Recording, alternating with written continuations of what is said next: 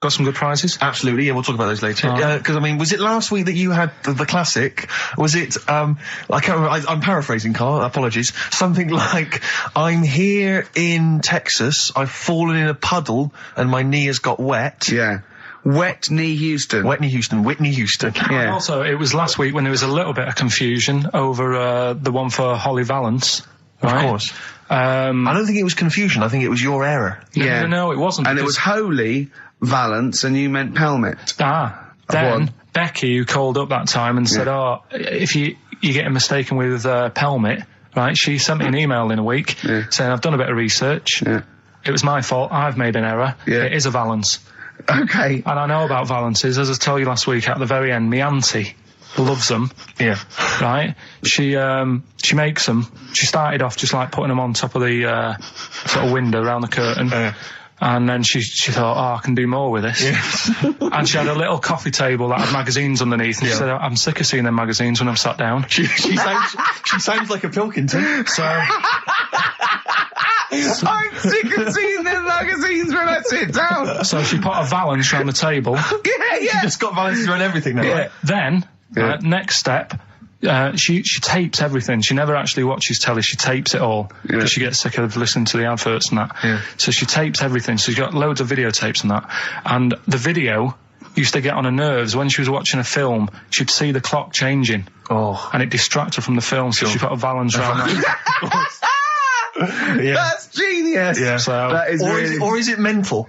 Only Mrs. Einstein can tell. I don't know. She's even made a little Jack Russell look like a hovercraft. Yeah. It's great. So everything's got a Valance. If you go round and you stand still for too long, the chances are she'll put a Valance around your head. Yeah. This is this is Auntie who? Auntie Nora. And this is the one that farted for 5 minutes. Lest our listeners forget. Farted for 5 minutes. Called his mum, saying I'm farting. 2 minutes into the fart. She said about 2.5 minutes in. Yeah. God. She said I'm about 2.5 minutes into the fart. My mum said how long's it been going on for? She said, well, it was about 2.5 minutes before I called you. Yeah. And then it went on for a further 2.5 minutes or something. And then it stopped. And, she couldn't time it because there was a Valance over the clock. Yeah, she used to annoy her when she was on the phone and you put her off seeing the time. She was guessing it was 5 minutes. This was one consistent fart. Yeah, I mean, it wasn't making a noise, it was just... Oh, it wasn't making a noise? Just gas. Right, endless gas. So, there you That's go. fantastic. Well, we started off with a new one, a little bit of Foo Fighters. We like new and old on this show, don't we? Indeed, we like to mix it up. I'd like to play the Smiths from their debut album, I Don't Owe You Anything.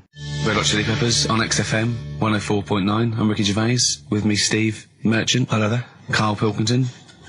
Alright. Don't be nervous. We might see a difference in Karl. He's a little bit shy. There's someone here from the BBC filming this, part of that celebrity boxing thing, The Fight, I think it's called, and they want to get a little clip of this, so we're going to let them film for a minute, and then they're going to go away. Is that all right, Karl? Yeah. He doesn't want to be on camera, do you? Do you? I think it ruins radio, doesn't it? Do you know Well, not for the people listening, it doesn't. Yeah, but it does, because people are like, he sounds like a bit of a looker. What, you? Yeah. And then they'll see it on the telly, and they'll go, God, yeah, his head is round. It is round, though, isn't it? So, guess what? I got a call yesterday. You'll love this, Steve. From MTV, and they were wondering if they could screen test Karl. That's outrageous. I'm loving it, and I was going, yeah, and I said, yeah, it's fine. I'll come down with him, and I was saying, what about this and that, and they were loving it. I called him up, and went, oh no. I went, why not? He went, well, I'm looking at my reflection now in the mirror. He said, I shouldn't be on the telly. What would you wear for your screen test, Karl? What kind of look would you try and cultivate? Because you've got to bear in mind that the audience out there, they don't know what you look like. So, would you be a snappy dresser like, say, Jonathan Ross, or would you go for your kind of street cash look? Can't wear a suit. You can't wear a suit? Don't hold it well. So, I'm thinking, I don't know, I'll probably wear my woolly hat, because that takes some years off me. It does. He looks about 10 with a woolly hat on. Yeah. Okay. And, is it quite a cool woolly hat, or has it got a bubble? Charcoal. I'd say it's in colour. Yeah. Okay. And I'll probably wear me anorak. Right. He's going for he's going for glam. He's going for quite a glam look. No one dressed for a jumble sale. Wow. Yeah. But I'm not that happy about it all, to be honest. Are you going to do it? You're not going to do it? Well, I'm sort of stuck in the middle, because throughout my life so far, I've never planned for anything, right? It's just always happened. Yeah. The time, you know what I mean, being in plays at school, never planned it, but when I did it, I went down the store. It was fun, yeah, we all remember that. So... As I remember, you did Little Donkey. Did Little Donkey, yeah. And then later, someone was filming at the back. Was it your dad's mate? My dad's mate, well, yeah, and on the camcorder, he listened to it back, watched him playing it. His dad says, just off camera, what does he say? I don't want to say it because I'm in charge of the show and I'd be irresponsible. He looks like a right twat. So he gets home, listening, watching that, and then here's his dad just off camera go, he looks like a right twat. Yeah, alright, yeah. What are you worried about? Your dad saying that? Can I just interject? Because I'm really worried about this idea of Karl being on MTV. Because the problem is that, you know, let's be honest, Rick. I mean, we're getting by the skin of our teeth, aren't we? Really, it's only Karl that's keeping this afloat. Yeah. And if he gets on MTV and the world sort of gets a sense of him and they understand him, and he won't be ours anymore. We won't be able to control him. It'll be out there. It'll be in the. Well, that's the thing. No, that's the thing. That's the terrible thing, though, isn't it? It's like Karl is my pet, but I realise I've got to release him into the wild. And you know, because I love him, I know he's got to go free. Sure. But I want to. It's like Kez. Maybe someone will beat him to death and we won't have to worry. I'll have you on, though. I'll have you on as a guest. Which gets me on to something we've got coming up today. Oh, yeah, he's got a new idea. Yeah. Right. Do you know, like, I've talked about ghosts, and we had that good discussion the other week walking to Piccadilly Circus Station, and I was telling you about ghosts, and you were saying, Karl, don't be an idiot, and all that. Spoke to a woman in the week, done a little interview with her. You've done a little interview? Done a little interview, 2 minutes or so. With a woman who's got ghosts in her house. So I look forward to hearing that later. That sounds brilliant. Coming up later. Well, I'm going to play a classic tune now. I've just gone straight for it. I've gone for the jugular. This is Ziggy Stardust by David Bowie. Oh yeah, the smooth indie sound of Richard Ashcroft. The Science of Silence on XFM 104.9. I'm Ricky Gervais. Joining me is Steve Merchant and Karl Pilkington. It was an excellent link, that, Rick. Wow. Makes a lot of sense. Yeah. You just have your own toilet. I'm Ricky Gervais, with me, Steve Merchant and Karl Pilkington, and a few new characters, Steve. I can't believe that. As I said, you know, I know you love Moyles and his sort of wacky stuff, and Chris Moore, Edmonds, one of the greats, and Edmonds, and just all well, I'm going to go along the same sort of vein. I've got a couple of. Can I show you one? I'm excited. Okay. Well, it always starts with a sort of doorbell. Okay. So it goes, ding dong. I go, oh no, hold on, Steve, hold on, Karl. Who's that at the door? Yeah. Hello. Oh, hello. Oh, look, it's Camp David, the right queer gay. Oh, hello, you look all gay today. Is that because it's nice weather? Oh, no, that's not what it means. Oh, have you got a girlfriend, Camp David, the right queer gay? No, but I've got a boyfriend. Oh, bye. Right. So there you go. We'll be hearing more from Camp David, the right queer gay, and Holy Fuck the Funny Little Chinaman. What? All right, Karl. Yeah. Is that your sort of humour? It might not be your sort of humour. You just should have run it past me before you did it. Yeah. What one are you worried about in particular? The not Camp David. Well, say his name. No. Say his name.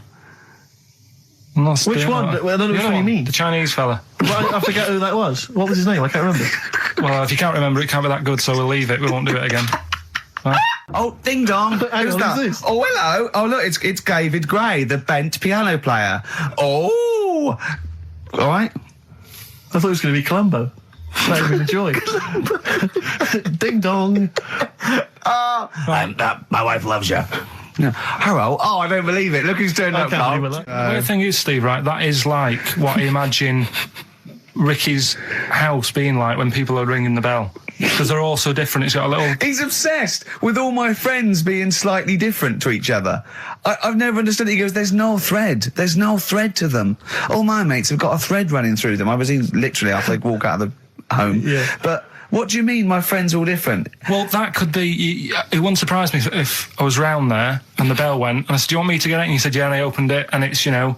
what, holy fuck? Holy, yeah, he's at the door, right? And then I'd say he's busy, close the door, bell would go again, then you got the little gay fella. David Gray. Yeah. And then, do you know what I mean? Yeah. Not really, no. Because he's met some of my friends and he looks at them in a weird way. I mean, some of them are weird. Years ago, husbands weren't allowed to sort of clout the wife with anything. What was it like in the past? I know, yeah. You couldn't clout your missus. With anything wider than your thumb. that the stick had to be the same, no bigger than your thumb. Oh, no, So a big Robin bloke could do no damage if he went out with anyone. Although his is wide, he's got a little thumb like a little knob, isn't it? It's like it's truncated because it starts off normal. It looks like he's had his big toes put on his hands. Does he have to drink a pint with 2 hands? Yeah. And he's dropping stuff all the time. Can I just go back to the rule of thumb thing, though? The idea, what date was this? I'm not asking Carl, I'm looking at Ricky, because you're not going to have any idea, Carl. It's just going to be the past. Yeah. But I like the idea that... I think it's the same sort of day where, I don't know, you got hung for being homosexual and you could shoot a Welshman. I just love the idea that there's blokes beating their wives with shovels, logs of wood, and someone's gone, hang on a minute, everyone. Hold on, wait a minute. Let's have a look at your thumbs. What can we do? Wait a minute. We've got to have some kind of rule here. I'm all for beating your wife, but let's have some kind of rule. Let's give him a sporting chance, surely. He goes, well, I'll say, well, what about you can hit her with the width of your thumb? And the wife goes, make it the width of his knob. I go, no. He slaps her again. Yeah. Width of your thumb. All right. Better? Yeah. Ding dong. Oh, here you are. Oh, it's a fat fella with lipstick. Hello. You're giving away a lot of, I mean, that, you're an enigma, Carl. I wouldn't give away your workings. I mean, because then everyone will be able to do it. And what you've got now is a gift that people can't really tap into. Do you know what I mean? See, that's what Lenny Henry and Chris Miles' mistake. See, I've sort of worked out how they do their comedy, and I'm doing it now. Sure. Do you see what I mean? Now that, I'm doing it. I think the only way that people would start to be able to replicate a lot of what Carl does is if maybe they had a severe blow to the head, or they were diving and they came up to the surface too quickly. Ding dong. Oh, I'd like a severe blow. Oh, get lost, David. Oh, let's have some adverts, quick. So this week, we're very lucky to have with us Russian pop act Tattoo. Round of applause for them. Hello. Lovely to have them here. Tattoo. Now then, of course, there's been much controversy that your kind of lesbian shtick is just something to try and whip up some press attention. We are proper lesbians. We love fanny more than cock. Okay, brilliant. And Tattoo, lovely to have you here. Thanks for coming. Yeah. Now then, you've got some live gigs, I understand, planned. Yeah. Duh. Okay. I can't help but notice that you sound, dare I say it, Tattoo, you don't sound so much Russian as German. No, we cannot do the accent properly. Okay. And, Tattoo, it's a joy to have you. Thanks for coming down. And finally, your lesbians would, for instance, either myself or Carl be able to convert you from your lesbian ways? We like the muff so much that the knob is no good for us. All right, well, thanks very much, Tattoo. Yeah, thanks, Tattoo. Thanks very much. Cheers. Next week, share. Brilliant. So if you've got any special guests you love us to interview, then let us know. Ricky.Gervais@xfm.co.uk. And what's The Girl in My Head by Elvis Costello and Burt Bacharach on this final XFM show. Ricky Gervais, Steve Merchant, Karl Pilkington. Well, we nearly got to wrap it up. I think we've got to do the Rockbusters winner and give someone those lovely prizes. Monkey News, then we're out of here. We'll maybe come back, maybe do some Christmas specials. I don't want to make any promises. Right then, first one was Richard's kid. He cuts hair for a living. Yeah, what's that? That was try and work it out. No, there's no point. Dick's son, he was a barber. Barbara Dixon, right? Dixon, well, again, Barbara Dixon. Right, her name wasn't Barbara Dixon, was it? So that's that one. Did Ronnie Corbett ever say, ladies and gentlemen, Miss Barbara Dixon? The second one. Never did he? Never did. I have a problem saying the French word for well. What's the French word for well? Bon, isn't it? That's good. What? No, that's good though. Bell? Well, no, what? Isn't it bien? Yeah. Yeah, all right. I have a problem saying it, so I can't say it. I can't say bien. I can't say bien. Can't say Kasabian, right? So they managed to work that one out. That's one of your worst. Can't say bien. Can't say bien. Can't say bien. It's not. No. And the last one. Work. That's terrible. 8 kebabs, 2 kebabs, plus 57 kebabs times 27 kebabs. This fella is struggling working it out. What's the answer there? DS, right? A Donna sum, right? So he's struggling working it out. It's a Donna sum, right? So they got that right as well. So what was the answer? Donna Summer. Donna Summer. Yeah, Donna Summer. So just pick went out one, on a high then. Steve, just pick one. We went out on a high. That was shocking. What about, let's have a look, there's, Well, it's the first one to get all three. Steve, what's the first one with all three? Well, there's so many here. Yeah, but this is the first one that came through in time-wise. probably that one, No, I don't like Rob because he's been slagging us off. In fact, no, let's give it to Rob. If he's the first, if he's the first... No, to be honest with you, Rob's been slagging us off, but at least he knows... I mean, at least he's got some taste. Yeah. You know? Yeah, well, what if he was the first, then Rob's the winner? Well, give Rob, he gets Ladder 49 and a bunch of other DVDs, but that means he goes straight into the hat putting him for in the there big draw. I'm just going to write his name now, I'm going to throw that straight in the hat. I can imagine that no one, even the people who've entered, are that excited. Not because the prizes aren't great, but I'm worried that they don't appreciate it, Rick. Do you know, I get the feeling that our listeners, they just don't appreciate the fact that we've gone to all this trouble, we've got the Homer Simpson drawing and things like that. I just feel like these people don't deserve it. Do you know what, it's weird? I just wish we had a better quality of listener. Like, people who listen to Radio 2, they deserve it. You know, they're elderly and infirm, some of them, it would really cheer them up. But our lot, you know, drug addicts, Yeah, let me pick that out. Truck drivers. So I've just put all the names in the hat, all the previous winners from the previous weeks, and Rob as well. Is this Pilky gonna put it out? Do you want Pilky or do you want Ricky? Oh, well, let's have the shaved monkey do it. Alright. Plunge your hand in there. This is just, that's one, isn't it? That's it, just pull that one out, check who it is. Right, it's Gavin Thompson in Edinburgh. Well done, Gav. Are we going to get them up there? That's not his problem.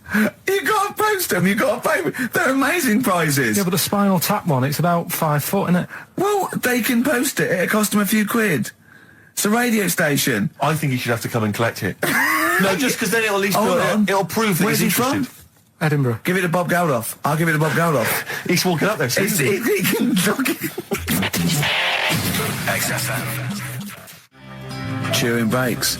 Fishing for a dream. That's what we're fishing for, isn't it? We're fishing for a dream today. What's that, that mate? mean? Poverty. I don't know what I was talking about. It doesn't matter what you're saying, Rick. No one's listening. No one's listening. Well, we've got to finish anyway. Think about the fact that think how small our percentage of listeners is anyway. Anyway, and then you two are on stage at the moment. This is like broadcasting during Christmas dinner. This is the same. It's just on pointless. hospital radio. Yeah.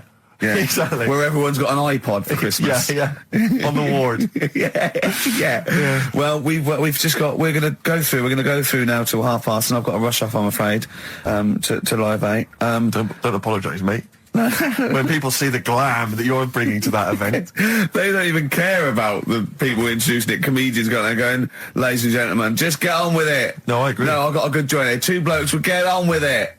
Bring on Madonna.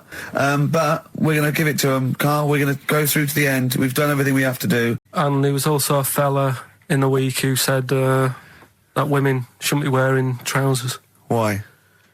Because they don't look good in them. What do you think? What do you think about that? It's rubbish. Yeah.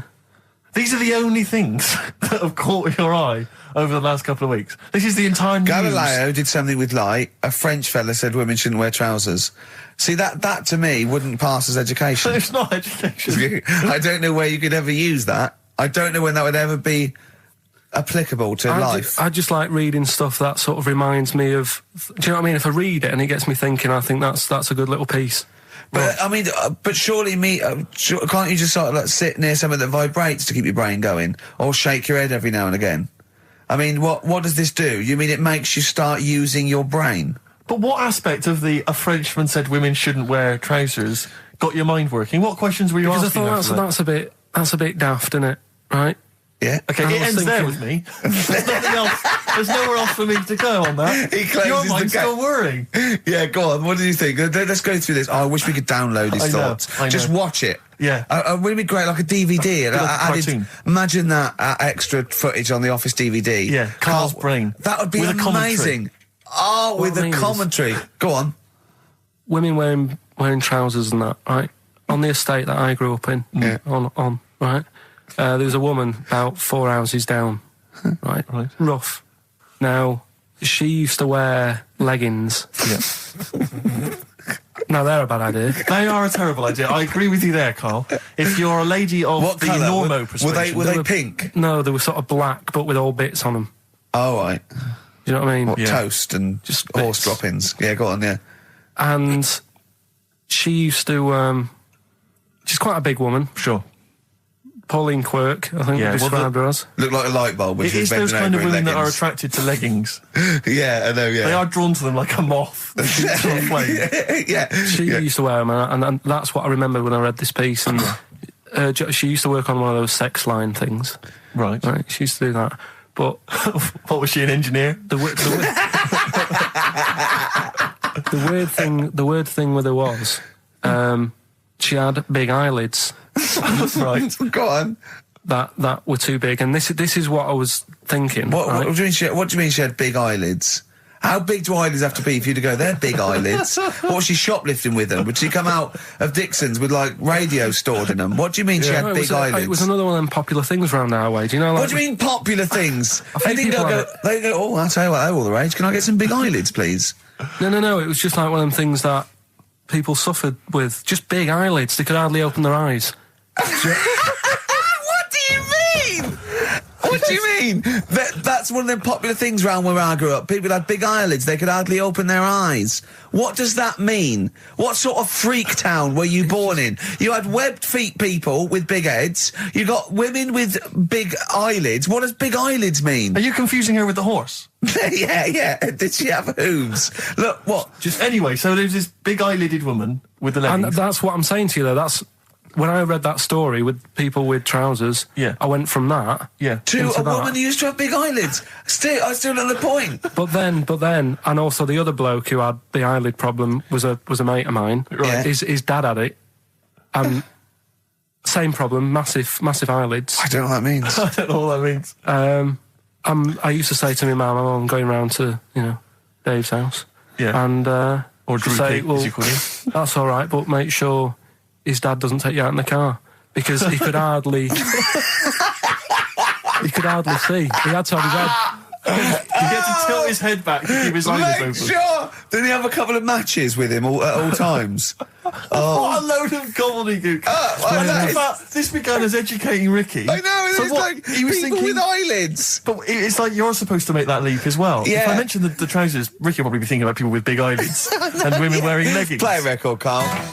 Right, anyway, Rockbusters. Yeah, go on. I give a cryptic clue. Yeah.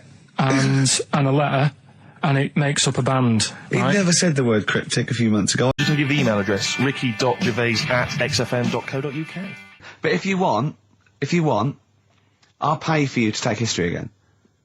Carl, we'd love to see you get a C or above. And Well, we're I'll willing pay to... for you, and I'll get you some books. Right, now listen. We can, let's get, I reckon, when are the exams? June? Something like that, yeah. We'll try and register next week, and I reckon you can get an A or B. I'm history. I'm In history. No, don't worry about it, it's just easy. I get you Brody's notes. If Heat magazine, they love you, Carl. They could probably sort something out. They could probably pay for a tutor. They got a lot of money, they sell a lot of magazines. I mean, it is always, almost always, and you found that out, I discovered this, it's always the Tudors and Stuarts. There's no fear for them not coming up. Now, what do you already know about them? You must already know stuff about Henry VIII and Elizabeth. No, because it's too long ago to even get interested in. Do you know what I mean? You can't. Is that why you relate didn't? to it. Okay. The Anderson thing, it was like, God, I bet my mum and dad were in an Anderson shelter. This is interesting. What, when they... Oh, my granddad would have, had something to do with this. But the Tudors, it's like, I don't know even if they had a family back then. Play a record. We come back. Hang on. Sorry. Just because I need to introduce the new feature. Yeah. I don't know if I had a family back then. Carl, listen. Let me just ask you now, right? If you can finish this sentence, we've got a chance. Divorced, beheaded, died. Divorced, beheaded, died. What is it? We just need to do a little bit of work, but otherwise, I think you're going to be fine. It's how you remember what happened to Henry VIII's wives. They're little... Divorced, beheaded, died. Divorced, beheaded... It's like spam. Support... What's it? Support, protection, anchorage, movement. That's how you're going to... That's nothing to do with the Tudors and Stuarts. No, nothing to do with the skeleton. Yeah, see, no, we're not doing biology. Mnemonics and acronyms. What happened to Henry VIII's last wife? Did she die, or did she not die? Divorced, beheaded, died. Divorced, beheaded. Do you know that the only king that has got a moustache is... No. The only king that hasn't got a moustache is the King of Hearts on the playing cards. Karl is genuinely, I don't know if he's actually upset or embarrassed, but it doesn't matter. Why does it matter? You were 15 and didn't go to school. If you were my friends, I think you would have just said, oh, we can't find them. Why? But you just matter, though. What's to do with that? Well, what do you mean? What do you mean? It's ridiculous. Do it again because you want to learn, because there's great things in the world to learn about. Don't worry. The GCSE is vocational, is vocationally for a 15, 16-year-old to go on to do A-levels or whatever, or to get results. But you don't need that, because you've done very well. You don't care about the Tudors and the Stuarts. I mean, you know. I mean, I've had a couple of jobs, not this one, because you don't need qualifications to get a job. Obviously. In the radio. Yeah, obviously. Absolutely right. But the ones that I have got in the past, I did, because I didn't collect them, I had to lie. And I didn't like go mad. I didn't say I had A's and stuff. But I didn't put history down because I didn't even know I did it. So it's a bonus. I kind of treated myself to like a D and a couple of C's and that, so it's like, well, he's not. I love the fact that Karl even then was honourable. It's like, I'll at least put down the ones I think I took and lie, but the ones I didn't take, I won't lie about. Yeah, and don't give yourself a B. Exactly. If they're going to find out you lied, give yourself a B next time, Karl. It could backfire, couldn't it? I mean, my brother's a bit mental, and he used to do things like go for jobs and say, oh yeah, I've done this before. Like being a mechanic, and he's never even picked up a spanner. And yet, he'd have the confidence to go and try and fix cars. Well, I'm not that daft, but, God, and he. Who do you blame for this? That's just an easy way out. I have to blame myself. No? Yeah. What was the teacher like? Well, there's loads of different ones. I didn't like... I mean, the history teacher, it is my own fault, because with her, she's a bit mental. And I used to kind of stop the lesson by saying, oh, miss, tell us about your fireplace you've got that is made from a gravestone. Because that's what that would stop any English teacher in their tracks. And she loved telling you about it. Yeah. It was like, oh, I learned that from a teacher. So that's why I didn't know about divorce, head loss, and all that. Yeah. Dandruff legs. Horse, head loss, dandruff legs. But remember now, divorced, beheaded, died, divorced, beheaded, survived. That's all you got to remember. And what's that? That's what happened to Henry VIII's various wives. In order. What does it spell out? No, it doesn't spell out. It doesn't spell anything. You just got to remember the rhythm. In order in which he married. Yeah, but it helps. It's like when my mum taught me the alphabet. She taught me as like a song. A, B, C, D, E, F, G. Yeah, constant. Yeah. No, not like that. Huh. That's how everyone else could do it, and I couldn't do it that way. Why? What tune did she do it to? It was A, B, C, D, E, F, G, H, I, J, K, L, M, N, O, P, Q, R, S, T, U, V, W, X, Y, Z. I feel like, it feels like Christmas Day. What, you didn't get the gift you wanted? Yeah, do you know that, like, anticlimax? Yeah. When, you've been looking forward to it for so long. Yeah, you know. Well, I mean, I knew you were looking forward to it. That's why it took you 14 years to get the result, and then it was 2 other people that got them for you. Do you wish that we hadn't done it? No. It's alright. It's alright, isn't it? What's your girlfriend going to say? I don't think I'll see her again. She likes a man who knows about the Tudors and Stuarts, does she? Yeah, first gladiator, then the... Yeah, you've been bluffing. Whenever she said, where did you go to Stuarts? You go, good. Like, lots of things, but look, there's a bird. What happened to Henry VIII's last wife? Oh, I wouldn't... oh, yeah. Oh, look, Friends is on telly. Friends is on. No, I just changed the subject by saying things like, you know, about the only king in a pack of cards. That threw off the scent. That threw us off the scent. That wouldn't fool an invigilator, would it? Mm. That's the thing. You can't use that one. And it's about a monkey who became king. No. So No? Have you got monkey news this week? Got a little bit of monkey news coming up. What does he do? Drive to Spain, rob a bank, or get married? No, we've done all them, haven't we? We have done all them. Yeah, no, it's a good one. It's a good one. And in fact, it's a bit related to what we've been talking about anyway. Oh, God. Isn't that brilliant? Van Dando, All My Life. Beautiful. On XFM 104.9. Well, that's nearly it. It's the big one. It's what people tune in for. They probably tune in about 10 to these days. For Monkey News. With, Karl Pilkington. Can we hear the jingle? Only 4 to go. Oh, chimpanzee, that Monkey News. Right, this one's about it's been emailed in to me. Right. I haven't really had time to check it out this week. No, you're joking. Been busy. Ooh, I hope it's not stupid. Goes back to 1908, and the person's saying it's a good story and that, and they're surprised they haven't picked up on it yet. Right? The Olympics, right? In in 1908 in London. Apparently it was meant to happen in Italy, but it was cancelled. Don't know why. Right, and it happened in London. Anyway, 400 metres. Right, it was meant to... there was a fella who was going to do the run, right, and the favourite to win it was this Bulgarian guy, right? Who was like a newcomer. Okay, these are a few things it cannot be. One, he injures himself, so a monkey steps in and wins. Two, he does a drugs test. It turns out that he is a monkey. So if it's either of those, right, I'm gonna go mad. So anyway, so the fella, right, this favourite, everyone's putting the money on him, thinking, yeah, he's going to do it. Is he hairy? Is this bloke hairy? So anyway, so the race happens. Yeah. And everybody's lined up, ready to run. And, you know, everyone's saying, yeah, he's going to win, he's going to win. And suddenly, a bit of murmuring going on. People going, oh, what's going on here? Right. He's eating a banana. And there's a fella in the lane next to him. Yeah. Right? He's going up, who's that? He doesn't look familiar. Oh, Christ, Carl. Keep going. Right? Doesn't look familiar. Who's he? You know, weird. What's going on? What's going on? What's going on? Yeah, what is it? What is it? Or who is it? I mean, not what is it? So they go in.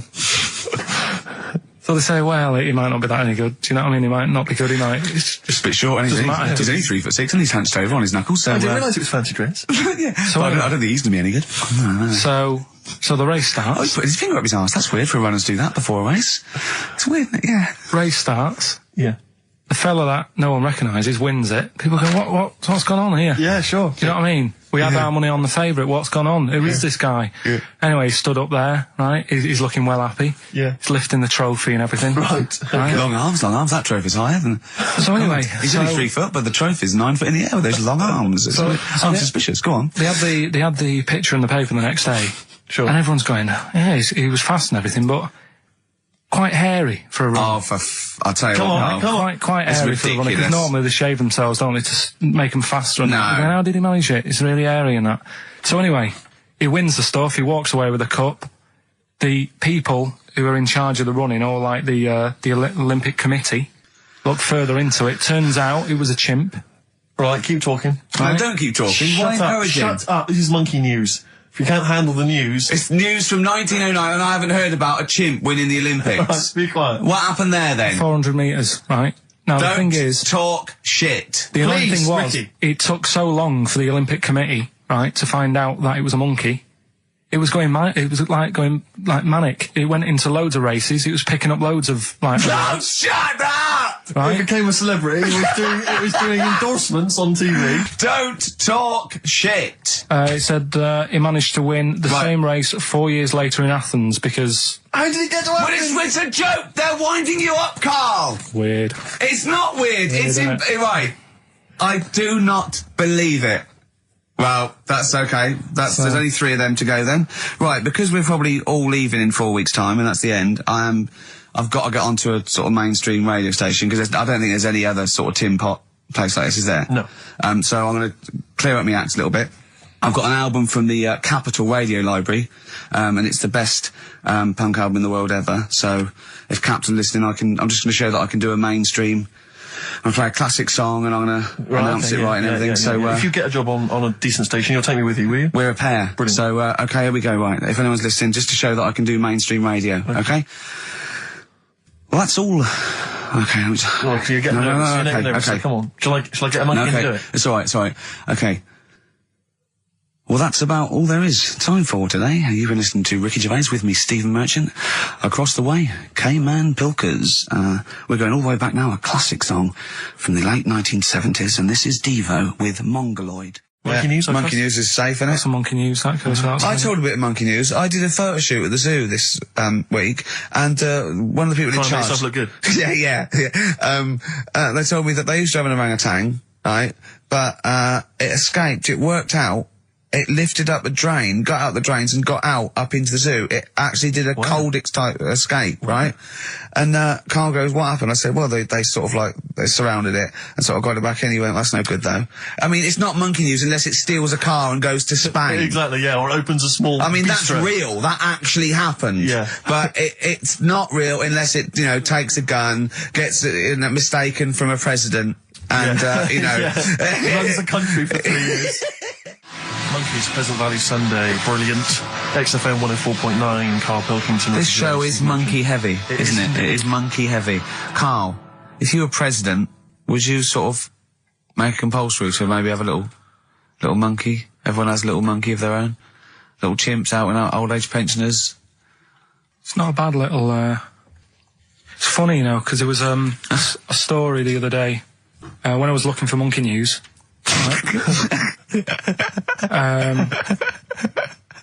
There's a story about a couple who couldn't have any kids, right?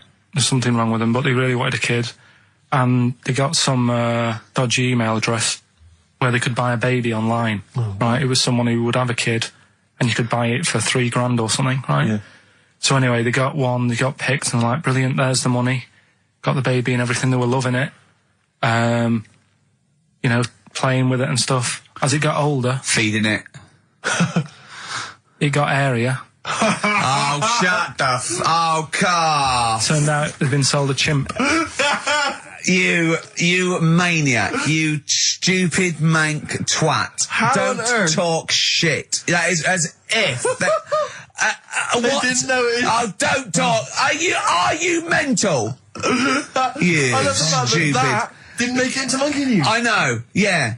It's a bit sad though. We don't like to bring the feature down. Yeah. But and how long was this? It got hairier. They're born hairy. They're not born like humans, then develop hair because they go, hold on, we better get the chimp stuff kicking in now because we're in the jungle. School photograph. They were like, hang on a minute. He looks a bit weird. Oh, you are just the rubbish. Mad, innit? Mad, innit? Mad, innit? Imagine, oh, God. But just anyway. imagine if he was in charge. We did put him in charge of the country. Terrifying. Wouldn't that be amazing? Let him run the country. Just for a week. Or the mayor. What would you do if you were the president or the Lord Mayor of London or the Prime Minister Carl? I wouldn't do it like he's going to be offered it. David Bowie, Sorrow, on XFM 104.9. Nearly there, but, you know, we're working our way up to the grand finale. The bit where Karl spouts absolute nonsense from a dodgy source on the internet about a monkey who did something impossible. Let's cue up the jingle. Hang on. All right. Perfect. Oh, chimpanzee that monkey news. Right. Let's have a look. This one's from some woman, right? Yeah. And she was taking part in the London to Brighton bike ride, right? Lovely day, weather's good and everything. What year? She's just a couple of months ago. She's done all the training, right? Done all the training and stuff. Got a brand new bike for it. Got a little puncher outfit and stuff, all set for the day, right? It's a nice day. She sets off. They all start pedalling and that on the way to Brighton, right? So she knows the route and that. Got a little headphones on, cycling along. Suddenly... Right, okay, I'll stop you now. If a cyclist overtakes her and is going really fast and it's sort of hunched over, but it's got like lots of cycling gear on and a helmet and goggles and they can't tell what it is, but they just know it's like a little hairy fella who hasn't bothered shaving his legs, which is weird, isn't it? Because cyclists usually shave their legs and this bloke had really hairy legs. But and it won. They gave it the medal. It won 3 years running. They gave it the key to the city. It had its own game show, and then someone said, hold on though, this fella's all hunched over and he's only 3'5" and his arms are longer than his body. It's a chimp. If it goes anywhere near that, we're never doing it again. More monkey news next week. She's cycling along. So anyway, she's cycling along, right? And this tricycle... I couldn't predict that. There's always one element you can never anticipate. Yeah. A kiddie's tricycle with a little kid on it. Little hairy kid with a helmet. Okay, just go on then. Well, the tricycle comes... Whizzing past, yeah. Strong legs, isn't it, chimps? So she's thinking that, but didn't get a chance to see the thing. Oh, yeah, couldn't quite see the cyclist. Oh, God! You bald mank git. Go on. Yeah, research scientist Karl Pilkington. So anyway, she gets to the end line, right? And they got talking, so it was a nice day, nice race and all that. He said, did you see a little thing on a tricycle? Thing? Well, a person, surely, just a human. Did you see that? No. Did you see that bloke on the tricycle? So anyway, turns out... Yeah! Well, what did she say? Thing? Well, no, wasn't no suspicious. I mean, what did she say? Did you see that fellow on a tricycle? Anyway, so it turns out... Go on. It was a chimp. You're joking! Right? Well Oh, Christ almighty. There you go. Unbelievable. And it was a chimp all along. So anyway, right, so the woman's like, we're never doing this again. checking out the news, right? There's nothing on it. She checks out XFM Monkey News. Right, okay, I'll stop you there again. Right, if it turns out she doesn't the news, right, and the circus goes, we're looking for our chimp, it used to ride this tricycle, and it escaped with police chasing it. No. So she listened to XFM, see if I'd picked up on the story. Yeah, sure. I didn't have it and stuff. So she got in touch with the organisers of the London to Brighton bike ride, said, look, saw a little hairy fella. Why did she care? Because she wanted to know. She thought it was a bit odd. Well, turns out it was a chimp. They weren't happy about it. Of course not. Because now the owner of the chimp wants to enter it into the Tour de France. No! Oh, God! I'm gonna die! Oh, God!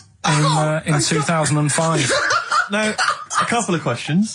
I trust you'll be able to answer these. Oh, God! Steve, help me out. How did it get hold of the tricycle?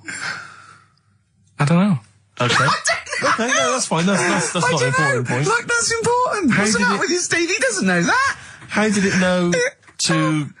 well, firstly, how did it know which way to cycle, but more importantly, how did it know there was a major bike ride? Following the crowd, Steve. What's the matter with you? The owner of it had trained it and stuff. No, he hadn't. It had already done the run beforehand, before the big day. No, it hadn't. Like I say, it wants to do the Tour de France in 2005. No, it doesn't. But there's something about animal rights. If they don't let it enter, they can kick up a bit of a fuss. No! The animal rights is that it's cruel to make a chimp ride a bicycle. Not if he that wants it's to. prejudice that it'll go, is it because I is hairy? You idiot! Right? So... Wow, that is the worst. That is the worst one yet. Absolute twaddle. Absolute rubbish, Carl. Have you got a tricycle? Unbelievable. If we didn't allow a chimp to enter, the Tour de France, what do you think we'd do? Who's going to stop it? Do you know what I mean? Who's going to stop that? I mean, you're asking me if I'd be president, what would I do? Yeah. That wouldn't be high up on the list to sort out. I'd say let the kid have a go. Do you know what I mean? Let him have a go in the race. What harm is it doing? Not a kid, though, is he? A chimp? Well, do you know what I mean? Can I also just remind you of something else we've learned today? What? This is from the listeners. Rockbusters answers next. I was going to say, well, do you want to do that? No, let's do it next. After the record. Just going to say something. What were you going to say? About gays and that. What? In a bit. What were you going to say? Oh, we'll look forward to that. Martina Topley Bird. Need one on XFM 104.9. Right, there goes the girls from Tattoo. See you later. Well Thanks, done. girls. Cheers. A couple of listeners Carl, what were you saying before we cut you off? Yeah, it's just like, you had the girls in and that, and it reminded me, I was talking to Steve in a week. Yeah. I think it's, when people were talking about going to Stringfellas and that. Yeah. I was talking about seeing naked people. No, yes, I asked him, I said, when he used to watch, say, he accidentally flipped onto BBC Two and... The big moment here. We've had Rockbusters. Now we're going to have Carl's film quiz thing, isn't it? Yeah, it's a film quiz thing. I've done Planet of the Apes, right? Because one of the things we did in Lanzarote went on this tour with sort of 3 northern blokes, and they didn't really know what they were talking about. Joking. You're joking. Northerners not know what they're talking about. You're having a laugh. No, they'd obviously sort of not had much luck here, right? And thought, let's go over to Lanzarote, buy some vans, right? Get people in it. We'll do a tour of the island. And whenever someone asked the question, like, what year did the volcano happen? They go, oh, we'll take you to the visitor centres. You can read about it there. So they never actually answered anything, right? So they were useless. But one of the things that they told us was that Planet of the Apes was filmed in Lanzarote. Right, okay. Right? That makes sense. A bit of it. Well, does it? Does it make sense? Well, what do you mean? Well, maybe it was, maybe it wasn't. Okay, anyway. No. I mean, if they wanted to show sort of an barren, sort of post-apocalyptic sort of subject, choose where you went on holiday. Yeah. Obviously. Yeah, but when we were there, he took us to this sort of beach, and I said, is this where they did it? And he was like, yeah. I said, what, right there, yeah. And I watched it, and I couldn't see where I was. Yeah, you know that if you watch a film from 1968 and you've been to the same place, you're not going to feature. You're not going to see you in the back walking along the beach. It's a new one, new Planet of the Apes. Oh, the recent Planet of the Apes. Yeah, that's what they said. Yeah. Right. right? So I thought I'd sort of... Now that sounds a little bit more far-fetched. I'd have thought that was probably a lot in Hollywood. Yeah. Well, anyway, is this the current Planet of the Apes or the old one you've done? Current Planet of the Apes. This is the recent one. All right, there'll be a question at the end of it, so listen on that. Is this entertaining to anyone, this? I mean, just take the last 4 minutes of conversation. But seriously, Rick, who cares? I don't. Do you? No. I don't. DVD's selling well. Exactly, what do I care? Right, come on then. All right, so Planet of the Apes, question at the end of it, listen and win some stuff, all right?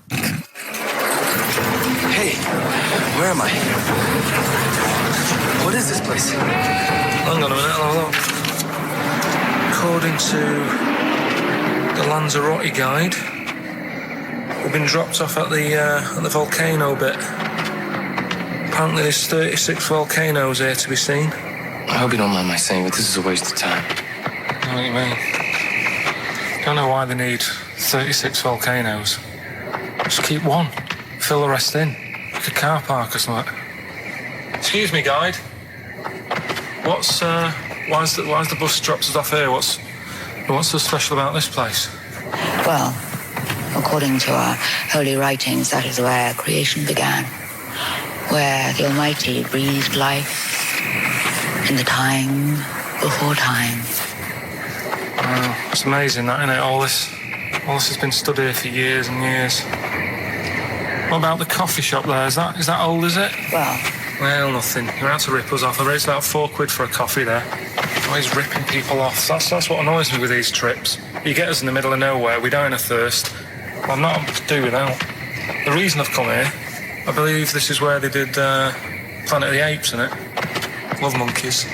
Especially the ones in Planet of the Apes, because they talk and that. Talking monkeys can't exist. You're joking, aren't you? Of course they can. Getting up to all sorts of stuff. I read about a monkey the other day who worked on the railway. Right, there was another one about a chimp that did a bank job and went off to Spain to sort of... Shut up! Oh, yeah.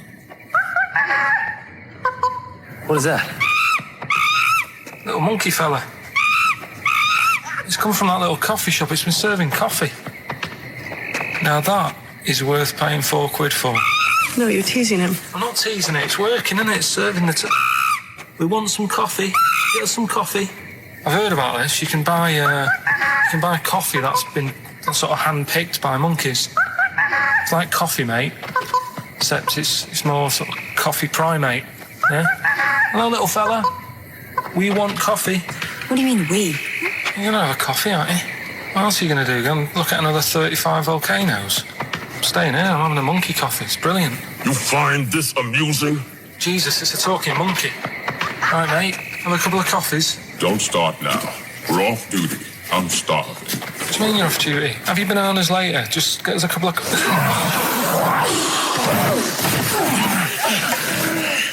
Right. I understand that you're tired and you've probably been on your hands all day.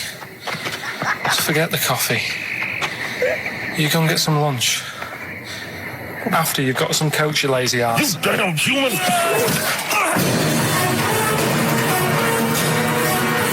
Powerful. Lovely. Excellent. So, what's the question? If you've been listening to the whole show, how many volcanoes do I think's on the island of Lanzarote? Okay. Yeah. I might have it wrong, what I've been saying, but it's roughly around that. Yeah, so what have you been saying? Yeah. Yeah. Brilliant. Ricky.gervais@xfm.co.uk. You're more likely to win the prize if you leave your address on the email. Yeah. Because otherwise we can't really be bothered to phone people or email them back. So, Good point. Put your address on there and you could win some crap. In a jiffy bag. Carl's theme tune there by Placebo. Special Needs on XFM 104.9. Alright. New Year's resolution, Carl? I don't know. I don't do it. Really. It's more like something like, I don't know, start smoking. Do you know, there must be something. No, it's a waste of time, isn't it? Don't bother with that. Right. You, Steve? Yeah. Me, no, I've never really made any New Year's resolutions. I just be good to people. Just treat everyone as you want to be treated yourself. Give to charity. Hate, crime, racism, famine, sexism. I know you're going to keep to all those, except the give to charity. That's Me and Carl find that a little bit hard to believe. Never gonna happen. Well, you've always got to break at least one of your New Year's resolutions. Exactly. Yeah, well, I think I'll be nicer to Carl. What about learn more? I was thinking that. I want to learn more. I'm always teaching you stuff. I've got, I watched, I'll tell you what, Christmas telly was dreadful this year. I don't know if I've hit that age where I think, but I think consciously I thought this is worse than usual. Yeah. And I ended up watching Discovery Channel and History Channel again, and I watched 4 episodes in a row of this fantastic documentary, 1418 War, narrated by Dame Judi Dench, and it's brilliant. I just can't get enough of it. I hated history at school, and now I want to know everything. Yeah. And I think that's mine. Learn all the stuff about stuff. I like learning though. I always say that to you. I'm always looking up stuff. When I was on holiday, even though it was sunny outside and they had big holes to look at if I wanted to, I stayed in and watched Discovery there and was watching stuff about scorpions and that. Yeah, what did you learn? Well, nothing, because it was all in Spanish. But I just watched it. What I found out, right? What I found... Scorpions, I'm going to get it. It's only about poison you get with. What I don't understand is with scorpions, right? They have like this sort of weapons, don't they? They have the poison and stuff, right? Yeah. Which can kill a man. Yeah. But there was a couple of little animals and that were its sort of enemy.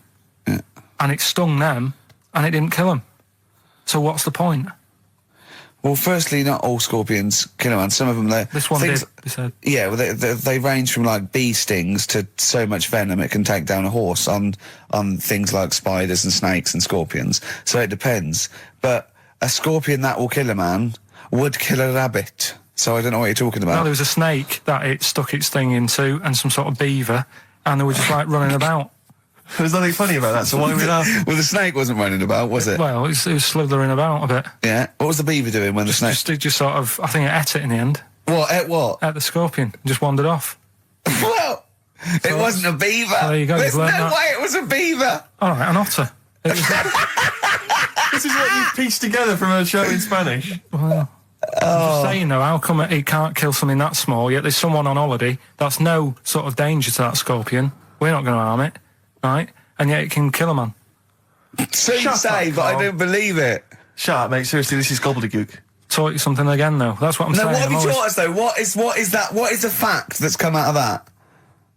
A scorpion can kill a man, but the beaver was dancing with a snake, then it ate it. You do that That's all the not time, a fact. though. That's not a fact. Down. New Year's Eve, I taught him something, right, about dead people. No. You know, it things that taught me. I was saying you're talking shite. He says they found out your soul weighs an ounce. Your soul? Yeah. Your soul weighs an ounce. Right, who found this out?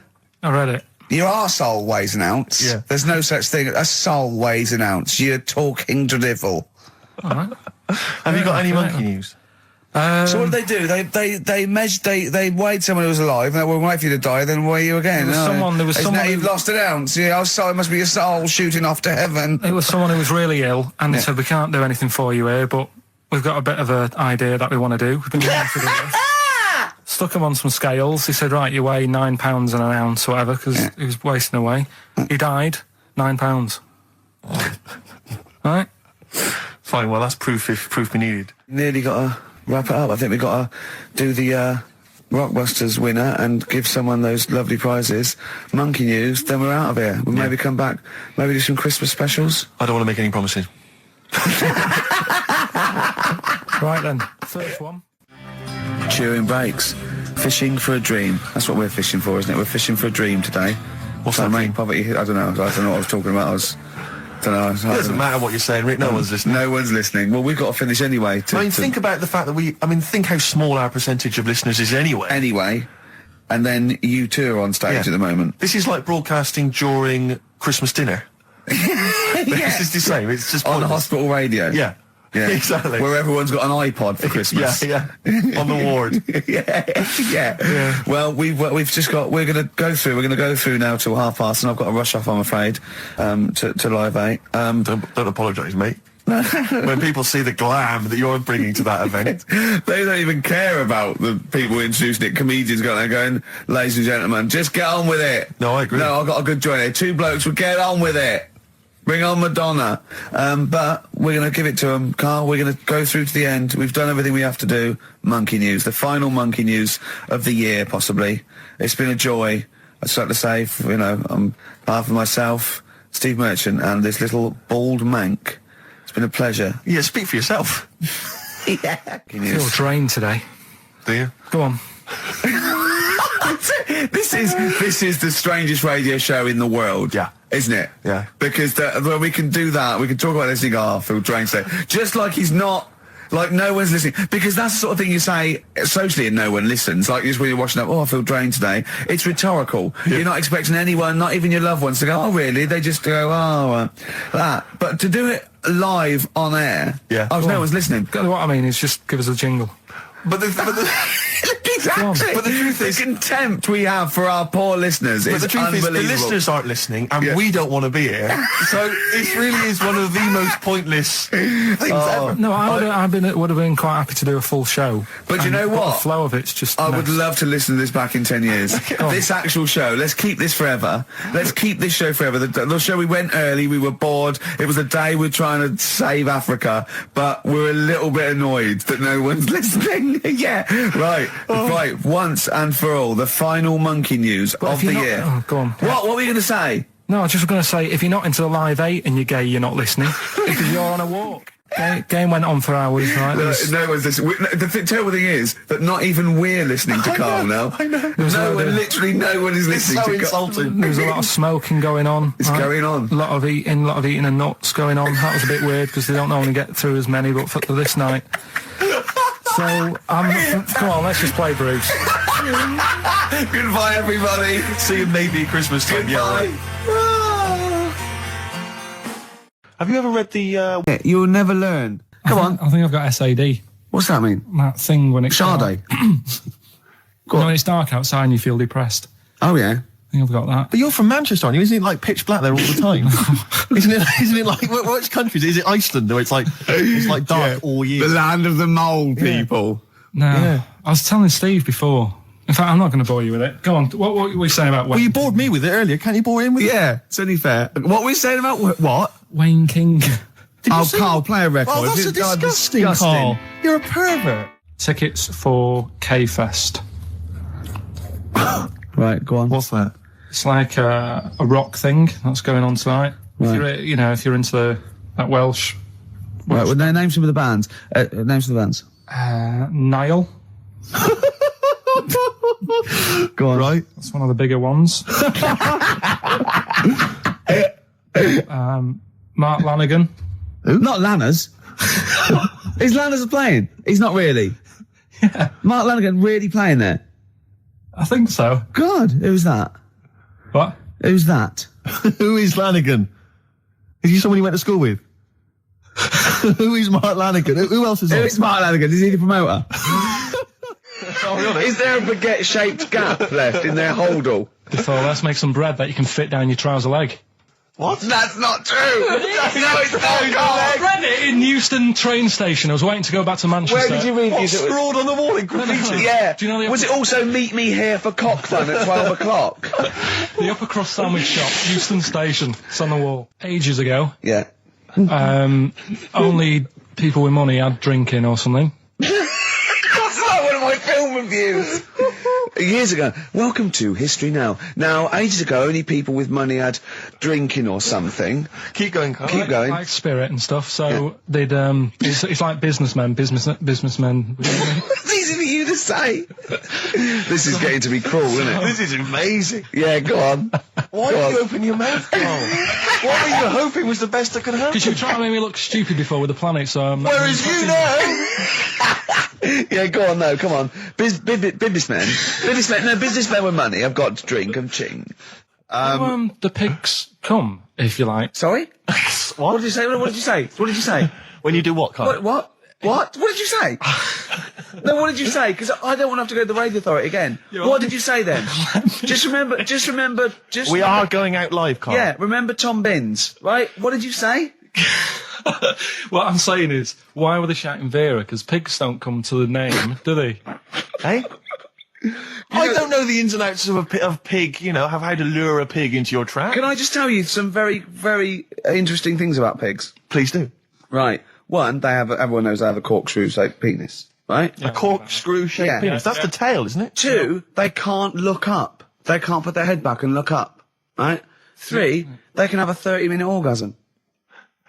Rick, is it only pigs that have got a corkscrew-shaped penis? No, and landlords. Okay. Very handy. Right. And it was a Christmas play, and I managed to get a part in it. And, did you audition? No. Got a part in it, and I should have been playing the drums to the one about kings. We Three Kings. Yeah. I was meant to be doing that, but Little Donkey came on, and it was one of those. What do you mean came on? That was like next up on the next song. Right. And it's one of them songs that you can't help sort of tapping along to. Yeah. Do you know like if I was to go yeah, you'd have to finish it with. Yeah. Do you know that they actually send that into space? Do they? And what, hoping that aliens will respond with that? Yeah. They do that because apparently it is one of them things that you can't help. What, even if you're an alien life form? Yeah. They know that, do they? Yeah. But anyway, what, because they watch Star Trek or something? Hello. Knock knock. Yeah. No, seriously. Is it true? Like if you send out knock knock into space, they have to say Oggy.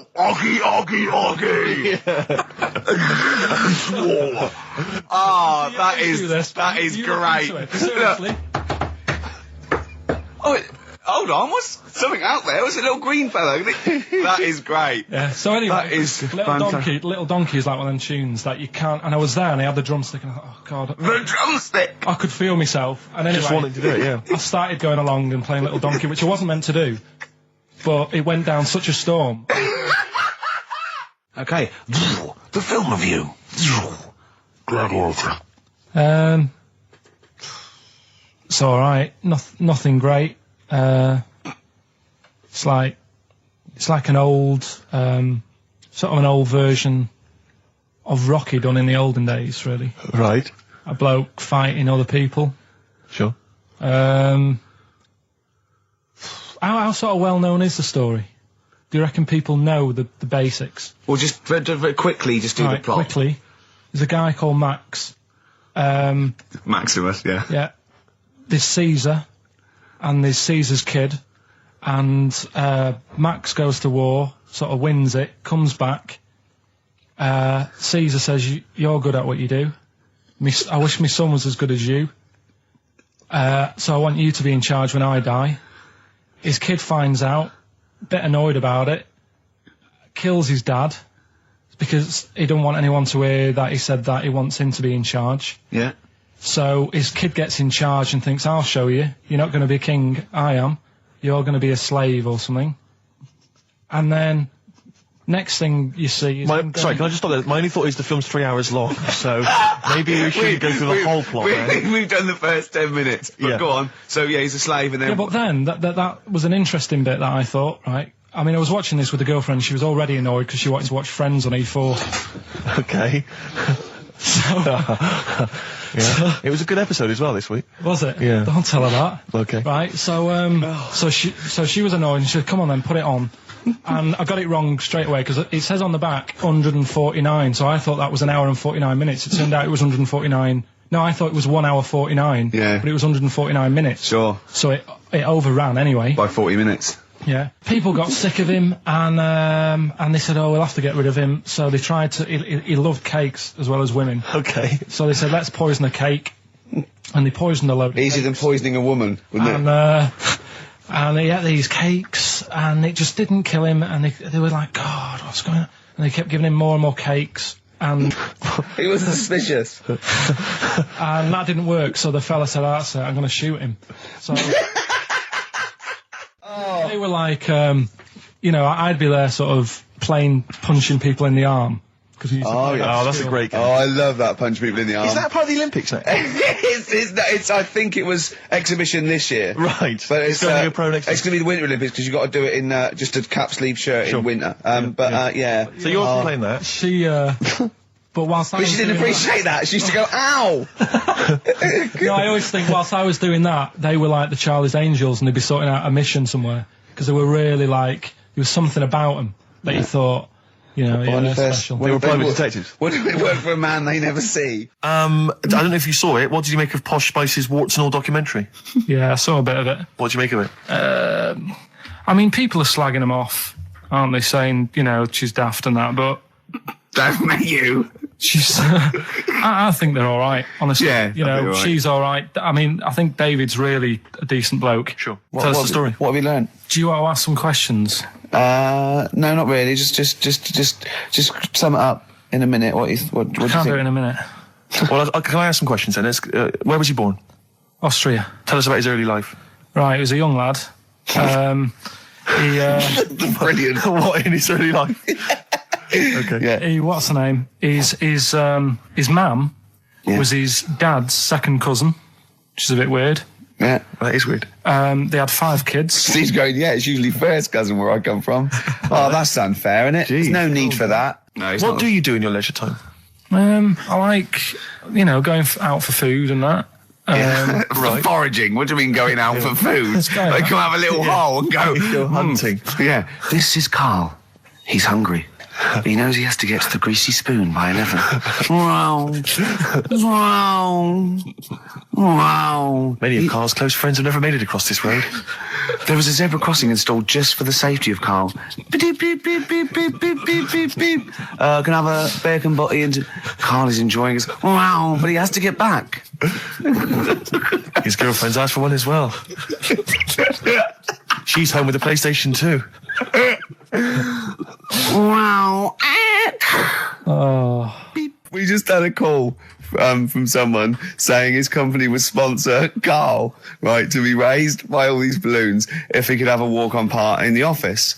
And we immediately went, we're worried about that sort of thing. You can't really promise that artistic, you know. And I was worried about the legality of it as well. How can you promise someone that for personal gain that's a private and all that sort of stuff, right? And I went, I don't know in any way. Put the phone down to him and Karl went... I love the fact you're more effing worried about that than me being raised 30 feet in the effing air. You started getting scared, did you? Are you worried about it? Same problem, massive eyelids. I don't know what that means. I don't know what that means. I used to say to my mum, I'm going round to, you know, Dave's house. Yeah. And, Or to say, Drew, well, as you call him. that's all right, but make sure his dad doesn't take you out in the car. Because he could hardly... He could hardly see. He had to have his head. He gets to tilt his head back to keep his eyes open. Make sure! Did he have a couple of matches with him at all times? What a load of gobbledygook. But this began as educating Ricky. I know, So it's what- like he was people thinking- with eyelids. But it's like you're supposed to make that leap as well. Yeah. If I mentioned the trousers, Ricky will probably be thinking about people with big eyelids and women wearing leggings. Play a record, Karl. Got nonsense. Adverts. No. No, all right. I had so much the mash farmers- last night. I had so much sausage mash at the second helpings that I had to sit on the edge of a seat so my stomach could hang down. I love spuds. Spuds and bread. I could not do without spuds and bread. I feel like maybe I could make my own bread. Spuds, I wouldn't know where to start with a spud. Yeah. And it's like, they're amazing. You can boil them, you can broil them. Yeah. I don't know what broiling is, Nor do but I. I suspect it's tasty. I don't think it's as good as... I mean, obviously the chipped potato is... For the working everyone's classes, favourite. the chip. It was always on. The chip fat fire was always on in my household. The ceiling, the death trap fire, polystyrene ceiling was yellow. Exactly. Come Wednesday in our house. Yeah. And, always had chips. Because all I remember hearing, if I think back to my childhood, all I remember was, gotta stop and get some potatoes, or phone your dad, tell him to get some potatoes. Well, that was your job, wasn't it? Get the potatoes. Yeah. It's, I mean, it does concern me What because did you have to do? Did you have to fill a diary out for your Well, it's teacher? when, do you know when you're at school? I don't know if you do the same thing, but you get like a little red book, right? And every night, I think it was a way of the teachers sort of keeping an eye on you. So if you went out robbing, if you wrote it in your diary, they'd go, what you're playing at. Sure. Right? So you'd have to write down what you did every night. Yeah. But I didn't get up to that much at that point. Sure. I used to just go on my errands. Yeah. And it was my job to like... I haven't heard errand since the 70s. It's nice to hear that. I went to U-Phase, right, the little local supermarket. Yeah. And I got... What's it called? Euthanasia? What? I did... U-Phase. New phase. U-Phase. U-Phase. Yeah. H-U-G-H. U-Phase. Oh, Hugh Oh, Phase it's is his his name. name, right. Yeah. Yeah. And I Euthanasia, just had to get like a bag of potatoes. Of course you did, yeah. And a Essential. loaf. Staple. So I used to put that in my diary every day, and it got to a point when like even the teachers were like, just make something up. Yeah. Stop putting the same thing in. Start joyriding or something. Live. I love the fact that he was fascinated by the strangest village in Britain, but the stories he's told us about where he comes from, there's him going around with two fellas with big heads, webbed feet, a little pigeon-chested bloke, him on his grifter with Maggie pecking at him, his dad in a telephone box nicking groceries, and a horse in the house next door. I mean, how strange was his upbringing? And him hanging from his satchel. Unbelievable. There's another woman who I remembered. Actually, I'll tell you later. Go on, what? I'll tell you later about another woman who I remembered. Give us a teaser. It's just a woman who rode around on a three-wheeled bike with her husband in a basket. Right, I'll tell you that. Right, and the final you don't get clue. teasers like that on any other radio That's a hell of a funeral service. Right, listen. Right, tell us about this woman. Well, it was just because you were saying about the, our living. We are broadcasting now, aren't we? This is actually going out. This is live. This isn't us sort of like. Yeah, but you were just talking about how I lived in an odd village. Yeah. With kids with big heads and all that, right? And what I wanted to do. What is that again? There's two kids with big heads. Yeah, they just had sort of big heads and webbed hands and that. They went to my school, and when I spoke to my dad the other day, because I'm going to see my mum and dad tomorrow. Oh yeah. So I said, have we got any school photographs with the big-headed kids in? And he said, no, nobody bought those sort of school photos because they were in it, so it was always a bit ruined. So I said, well, no, he said sales were, because he obviously talked to other dads and stuff like that, and he just said, no one bought them. But anyway, so I would love them. Yeah, that's why I'd buy them. Yeah, but I wouldn't stand out, would I? If it's on the mantelpiece. Yeah, well.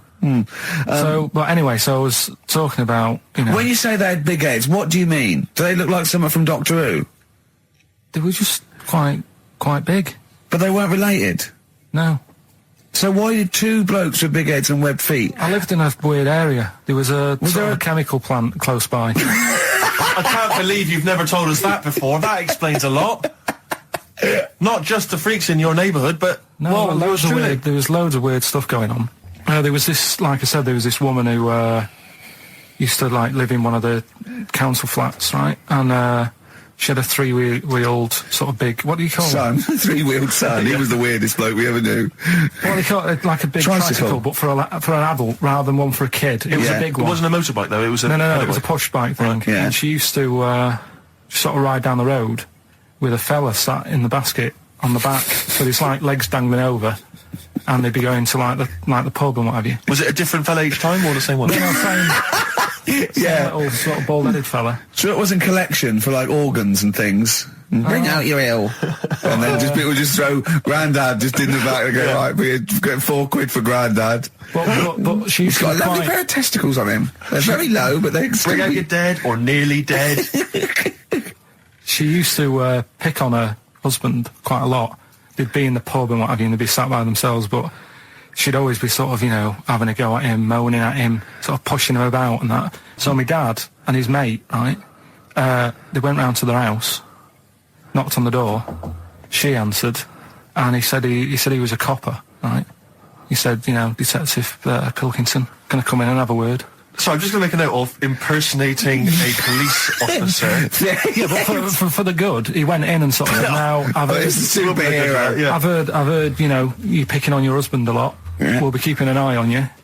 Do it again, and there'll be trouble. And she backed off after that. She was all right. And how was the husband? Was he still in the basket though? Was he allowed to ever sort of ride up front with her? Or was he just always in the basket? She'd sort of stop picking on him in public places and stuff. That's good. Just you can't get done, can you, just for doing that? I think impersonating a police officer. Well, you probably did. There was no gain. I think you can't impersonate a police officer full stop, but I think they'd probably be lenient on him that he was, But let's face it, he's not going to be caught because why would anyone know about it? It's not like his son's going to say it on a radio station, is it? And stitch him right up.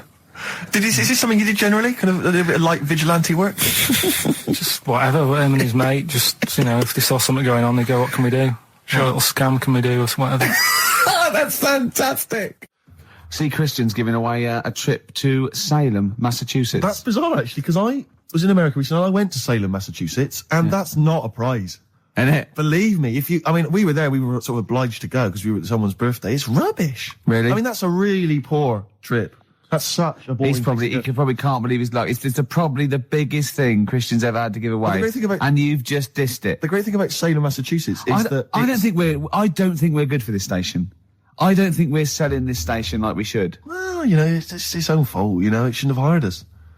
I blame it, Yeah, and paid us in advance. Yeah. They're lucky we turn up. No, I went to Salem, Massachusetts, and this is the place that's famous from, like, Salem's Lot and the Salem witch hunts, famous for all things Salem. Salem. Yeah, anything with Salem in the title, that's what it's famous for. The whole place has gone mad over, like, witches and anything. Basically, it's like, there was the Salem witch hunts in, like, 17 something or other, or 16 something or other. So the whole place now is just full of, like, people dressed as witches. Yeah. And then it's, like, any supernatural stuff. So I went in, and it was amazing. It's quite like Glastonbury tent. It was, it's awful. Every single place there, every single shop is kind of horror related. Yeah. And I went to the, Boris Karloff World of Terror. It's amazing. You went in there, right? I don't know if Boris, the famous horror actor, has actually been involved, but you go in there, you walk in the door, you've got to put these 3D glasses on, right? And it's supposed to be this kind of chilling journey around this kind of, like a sort of, a crypt, And you put these glasses on, and I couldn't tell. They were so poor, I couldn't tell what was supposed to be a 3D effect and what was actually three-dimensional. Really? So I couldn't tell if, like, the floor was actually sloped or if it was just appeared to be. Yeah. Whether the wall was actually kind of knobbly or whether it was... What changed it? Just calm down a bit. Yeah. So. The chilled out vibes of PIMP probably helped you. Yeah. I think we should just say, give massive props to Adam and Joe, who stood in for us. Oh yeah, stood in for us. Did a great job. Yeah, great, really good. In fact, interesting. Are they going to get their own show here? I think they should. Yeah, they'll probably get something. Well, there you go. Well, it's interesting, as I was listening to them, they had quite a nice selection of features. They had a couple of good competitions and things. Now, I don't know if, having done them for XFM, is it somehow, they may be kind of under some kind of XFM copyright? Which would mean, as we've got no ideas, maybe we could just hijack some of theirs. Maybe you could look into that. Obviously not Monday, you're not here, but... I was with Joe Cornish last night, went to a little, do at, Jonathan's house, and Joe was there, and he walked in, and I was taken aback by how tall he is. Sure. Because I'd forgotten, and he's about 6'4", but he's unlikely to, do you know what I mean by that? It's sort of like some people surprise you. And, he was going, I don't consider, 6'4", big. I said, well, it is pretty big. I said, but I know what you mean. I walk around with Steve Merchant. Yeah. And, he went, how tall's Steve? And I said, 6'7". Yep. And Joe went, oh, that's nearly a disability, isn't it? Do you know, he's absolutely right as far as I'm concerned. No, do you know, I've genuinely, since school, I used to go to school with a little disabled fella. Lovely guy. No, I swear to God, lovely guy. And I remember he came in when we got in the sixth form, and he'd basically got, I don't know what the ins and outs of it were, but as far as I could tell, he'd got a car for free. A specially converted car. Yeah. Because he was disabled. And he was driving that around. Same as Carl. Me. I need this, I need that. But it seemed to me that I was thinking, well, why can I not get something similar? Because there are some cars I can't fit in. Because I'm too tall. I genuinely cannot drive the smaller cars, the cheaper cars. I'm obliged to buy a more expensive, larger car. Because I can't fit in the tiny one. That's like saying you've got to pay more for your shoes because there's more leather, which is true. Which is absolutely true. It's a nightmare getting shoes. But fat people have to pay more. Do you know what? It's a nightmare getting chairs, comfy chairs that I can sit in the home. I sit in a chair for very long and my back's killing me. Now, how is that not a disability? But no, you don't see people like me whinging. But I think tall people, I read an article that taller people on average, get higher wages through an advantage, or just because they're taken more seriously than little dumpy fellas. Sure. Do you know what I mean? But I don't think I genuinely don't think there are many benefits of being really tall. People seem to assume there are, but beyond the fact that I can reach things down from a high shelf, I know. I don't think there's any real perks. I've seen you hit your head a few times. That's a disability. I know, I have seen you hit your head a few times, and I think, oh God, that must have hurt. Obviously I'll make sure okay and then laugh. Of course. But I know it must be annoying. Thanks, mate. No, but I mean, there's a pub, there's one pub in Soho that he has to go down backwards. Yeah. He has to lean that, it looks like a limbo dancer. Yeah, they've almost got to lower me in on ropes. I always find it amusing. But like, for instance, on an airplane, I can't get some of the seats, I can't fit in some of the seats. Not in any way, not the way that I could. Because how is that not a disability? There's some seats that people can't afford because they're poor. It's not a disability. That's irrelevant. Don't go on a plane then, because you're poor. But if you can't afford to go on a plane, you can't afford to go on a plane. You should have studied hard at school. But what annoys me about that is there's a physical disability I was born with. There's a weight allowance, so I might not be allowed loads of bags on, but there might be a big fat pig in the queue who's allowed the same chocolate allowance as me. That's because they've been eating like a bloater. I couldn't stop myself from growing this tall. It wasn't a conscious decision. I didn't think, I'll tell you what, I won't smoke when I'm a teenager. Maybe I'll shoot up. I'll eat healthy. I'll probably add an extra 2 feet. It just kept going. You do eat too healthy. You eat way too many greens. But that's not why I grew to this height. It's a genetic thing, isn't it? Yeah, but if you lived near, some sort of pylon or something and just, as I say, smoked from an early age, you wouldn't have been that tall. Don't think when I was a gangly teenager having the piss taken out of me, I wasn't thinking I wish I'd been born near a pylon. Or Chernobyl. Could your mum or dad, could they have banded you like they did with little, didn't they do that with someone's feet? Well, yeah, concubine, yes. I didn't come out this tall, did I? No, but how would they bandage him? They'd have to bandage him round the feet and round the top of the head. Yeah, I'd be walking around like a mummy. Yeah, or a bonsai boy. But people didn't really realise I was going to be this tall until I was 14 or 15. You know, you don't realise when you're an 8-year-old. How tall were you when you were about like a gangly, so a typical gangly teenager, 15. How tall were you at 15? I don't know, 6'5" maybe? And I bet you were like a beanpole, weren't you? Well, of course. Yeah. And what sort of glasses did you have? Cool. No, what did you have? I don't know, a monocle. No, I can't remember. Did you wear a bow tie once? I wore a bow tie? I thought I was trying to preempt the styles that might be coming around. I think I've been watching a lot of George Formby films. And I thought it can only be a matter of time before the bow tie comes in. I thought it might be quite kind of urbane and debonair. Yeah. So what was Robin Day at the height of his fame? I think he might around this time, yeah. Yeah, I wanted to go for that dandy look. I thought that's what the girls would go for. I know, yeah. The dandy. Oh dear. So I still want to see you with a pipe and trilby. Yeah. I just think you'd look great walking on the street. Yeah. I genuinely, I really, it does frustrate me that I don't get any allowances for being very tall. It doesn't count as a disability. Well, it does count. No, it doesn't. It's not a disability being 6'7".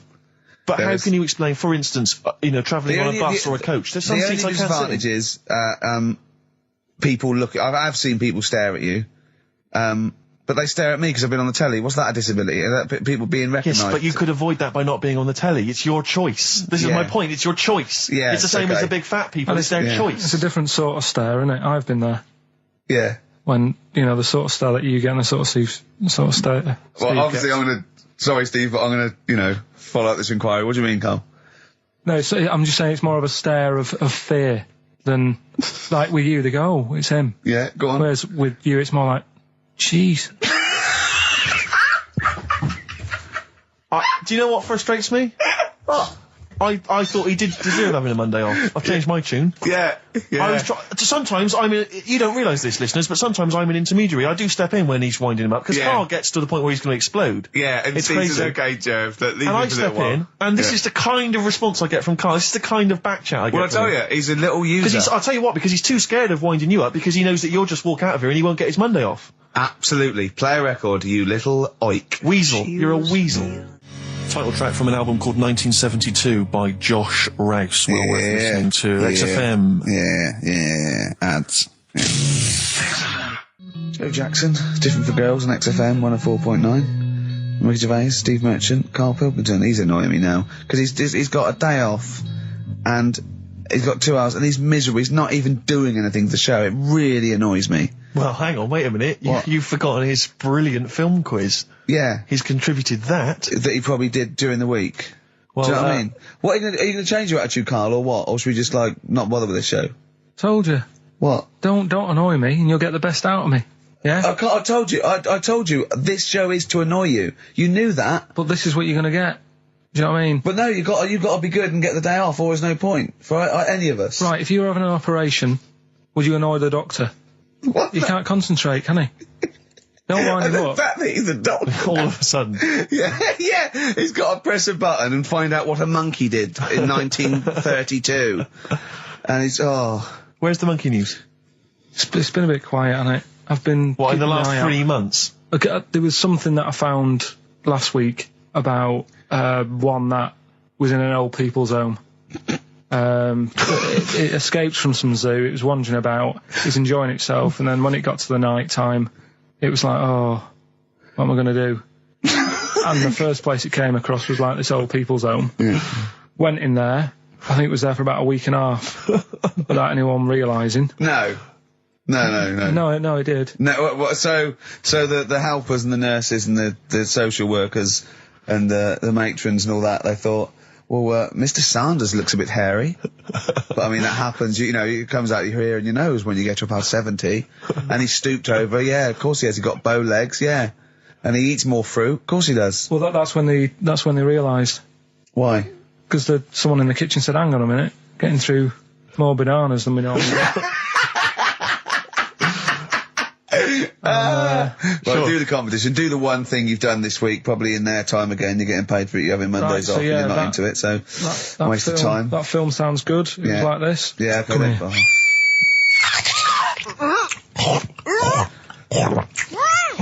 I'm well happy now I've had that. Oh, yeah. Right. So that's a bit of a cryptic clue. Yeah.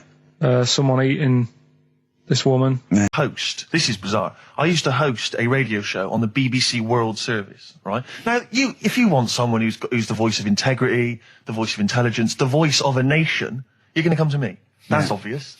And I was broadcasting, so now they've got listeners of something like 50, 60 million people around the world. It's mental, the listenership of the World Service. And I used to host this show with someone It's a big place, Steve. The World? Yeah. You're absolutely right.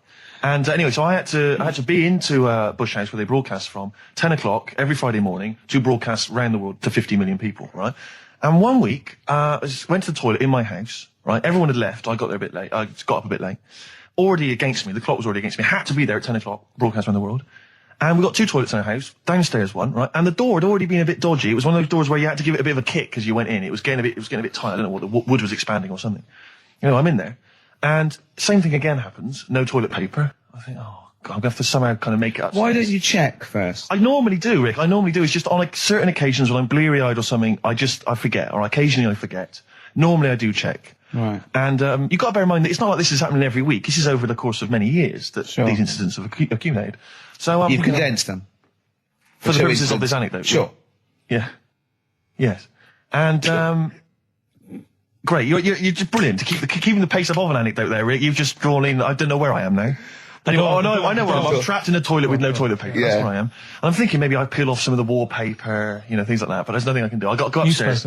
Well, exactly. But I'm going to have to go upstairs and find toilet paper. Was there any? There wasn't. There wasn't. Oh. I'm going to have to go upstairs and maybe find a notepad or something like that. Oh. And so I try the door. Right, the door's wedged. I'm pulling on the door and I can't get the door open. It's just like it won't come open. And it's already, and I knew it was going to come to this at some point. Like, this is like, the clock's ticking. I'm trying to pull the door open, trousers around my ankles again. And I'm thinking, well, what I could do is I could open the window, I suppose, and like try and climb out, but not really, because I got the trousers around the ankles. And that's or if it was raining, just stick your ass out, 2 birds with one stone. Sadly, it was a beautiful day, Rich. I call it the World Bee Day. And so, so what I'm thinking is, well, I got my mobile phone in there, luckily, because it's in my pocket. I'm thinking, well, maybe I can phone, I was seriously... Kleenex. Maybe I'll phone the fire brigade. At this point, I need just dried. No, it hadn't, it was... Hold on, was that little puppy not around? Because sometimes you can call that, it's got a little bit wrapped round it. Listen. Or just use the puppy itself. There's 50 million people around the world going to need to hear my voice in 30 minutes. Exactly. And where's Steve? He's not locked in the toilet again, is he? Exactly. Oh, no. So I'm thinking about phoning the fire brigade, and I'm thinking, like, if I do that, it's going to be the first call that goes straight on the speakerphone. Yeah. For like the entire fire brigade service everywhere. With a butch hero carrying you down over his shoulders with your trousers around your ankles. Exactly. Can I just not pull him up? No. You've got to be taught a lesson. Yeah. But I imagine the idea of phoning up and going, hello there, I'm trapped in a room in my house. Oh yeah, which one is it? Oh, I don't need to know. It's quite small. Is it? Yeah. It's not the toilet, is it? Because we don't want to come and rescue someone who's trapped in the toilet. Which service do you require? Paper? So I think I can't find the fire brigade, the clock's ticking. So then I think one of my housemates is still in the house, but still asleep. So I phone the house number. Right, phone rings and rings and rings for ages. And eventually he answers the phone, right? Gets out of bed, answers the phone, yeah. Hi, it's Steve. All right, what's wrong? I'm what are you downstairs. Doing? What are you doing? All right, yeah. Oh, I didn't wait, don't know. What are you doing? Oh, just in the toilet. Just downstairs in the toilet. Oh, yeah, what are you doing? Oh, well, I've finished what have you got any toilet paper? Any bog roll? Yeah. So he had to, kind of scrape together a few bits of paper, you know, and sort of tinfoil or whatever he could find in the house. A cactus. Come down no. Pass it underneath the door, right? And then I said, can you move away from the door because I don't want you to hear me as I'm, you know, wiping the... And so you he didn't say that. Yeah, well, I didn't want him to, that's embarrassing. Sorry, That's embarrassing. What were you wiping it with? Not tumbleweed. What do you mean? What noise? I know what you mean. Yeah. No, exactly. Right. So then I say, right, can you smash Why was he hovering? Why didn't he want to walk away? Will you keep your, what was it, outside with a glass to his ear? Yeah. Thankfully, there was a window in the door, but it was frosted glass. You could just see my semi-naked body moving around. And so eventually I said to him, look, listen, I'm going to need you to sort of kick the door in. He said, well, I don't want to kick the door in because you're going to have to pay for it, aren't we? I go, yeah, but I got to go to the World Service. Well, yeah. And he was a lovely man. He's the weakest man you've ever come across. It's like if there's one person you don't want to have to throw their body weight against the door, it was him. He's like he'll snap before the door will. So he's smashing against This the door. sounds like a fetish to me then. He went in there and there you were naked with lots of toilet paper. And you go, oh, you've broken the door down and there I am naked. Again. Oh, you've rumbled me, Rick. I wish I'd not told that embarrassing story on the radio. Like it wasn't embarrassing enough, you've just got to make it slightly more seedy. Oh, so did he get it down? He did it, yeah, and I got to the World Service with like minutes to spare. Oh. And interestingly, I told that story to 50 million people around the world. You're joking. Yeah. Did they understand? I think so. I mean, is that a bit of a problem when you're on the World Service, like thinking of things that everyone can understand? Yes. Because you can't. It's a bit like when talking to you, Carl. Yeah, exactly, Carl. I think you're on thin ice there, worrying about people understanding what you're saying. No, but you can't talk about stuff that's on the telly and that, because some people will say, oh, we haven't even got a telly here. Oh, yeah, you're listening to XFM 104.9. Yeah. So let's carry on. Let's continue. Well, absolutely. Well, obviously, Carl was out with me last night, and he saw that I'm, he knows I'm a ladies' man, and that was obvious. Carl, you could see the vibe around me, couldn't you? When the chicks were talking to me. And just remembered recently, actually, I was on a train coming back from hometown Bristol, and I was on the train, and this girl walks on, good-looking girl. I thought, hey up, a largely empty carriage. I'm thinking, my luck's in, because I take every opportunity, Carl. That's the thing about me. I don't choose. She was a good-looking girl. She sat down. I thought she sat down right near me. I thought, brilliant. As this guy comes up behind her, and says, I think it's probably a boyfriend or something, sits down next to her. And I listened in on the conversation, obviously, because I'm pretending to read. It was very clever. I read the same page for hours. So I was pretending to listen. I was listening, but pretending to read. And I realised that it's not her boyfriend or anything. It's just some guy she's met on the platform. And I'm thinking, brilliant. If she's the kind of girl who's just going to start talking to someone, on a platform, on a train, brilliant. I'm going to be in here. Because he was only going one stop. So I'm thinking, what's the worst that can happen? He'll nick off. I'll get chatting to her. And who knows? I could join the... is there a train equivalent? Foot High Club. The Foot High Club, brilliant. And so I'm excited, I'm listening in. And it turns out that they're both kind of graduates who've just finished university, or they're coming to their finals or something.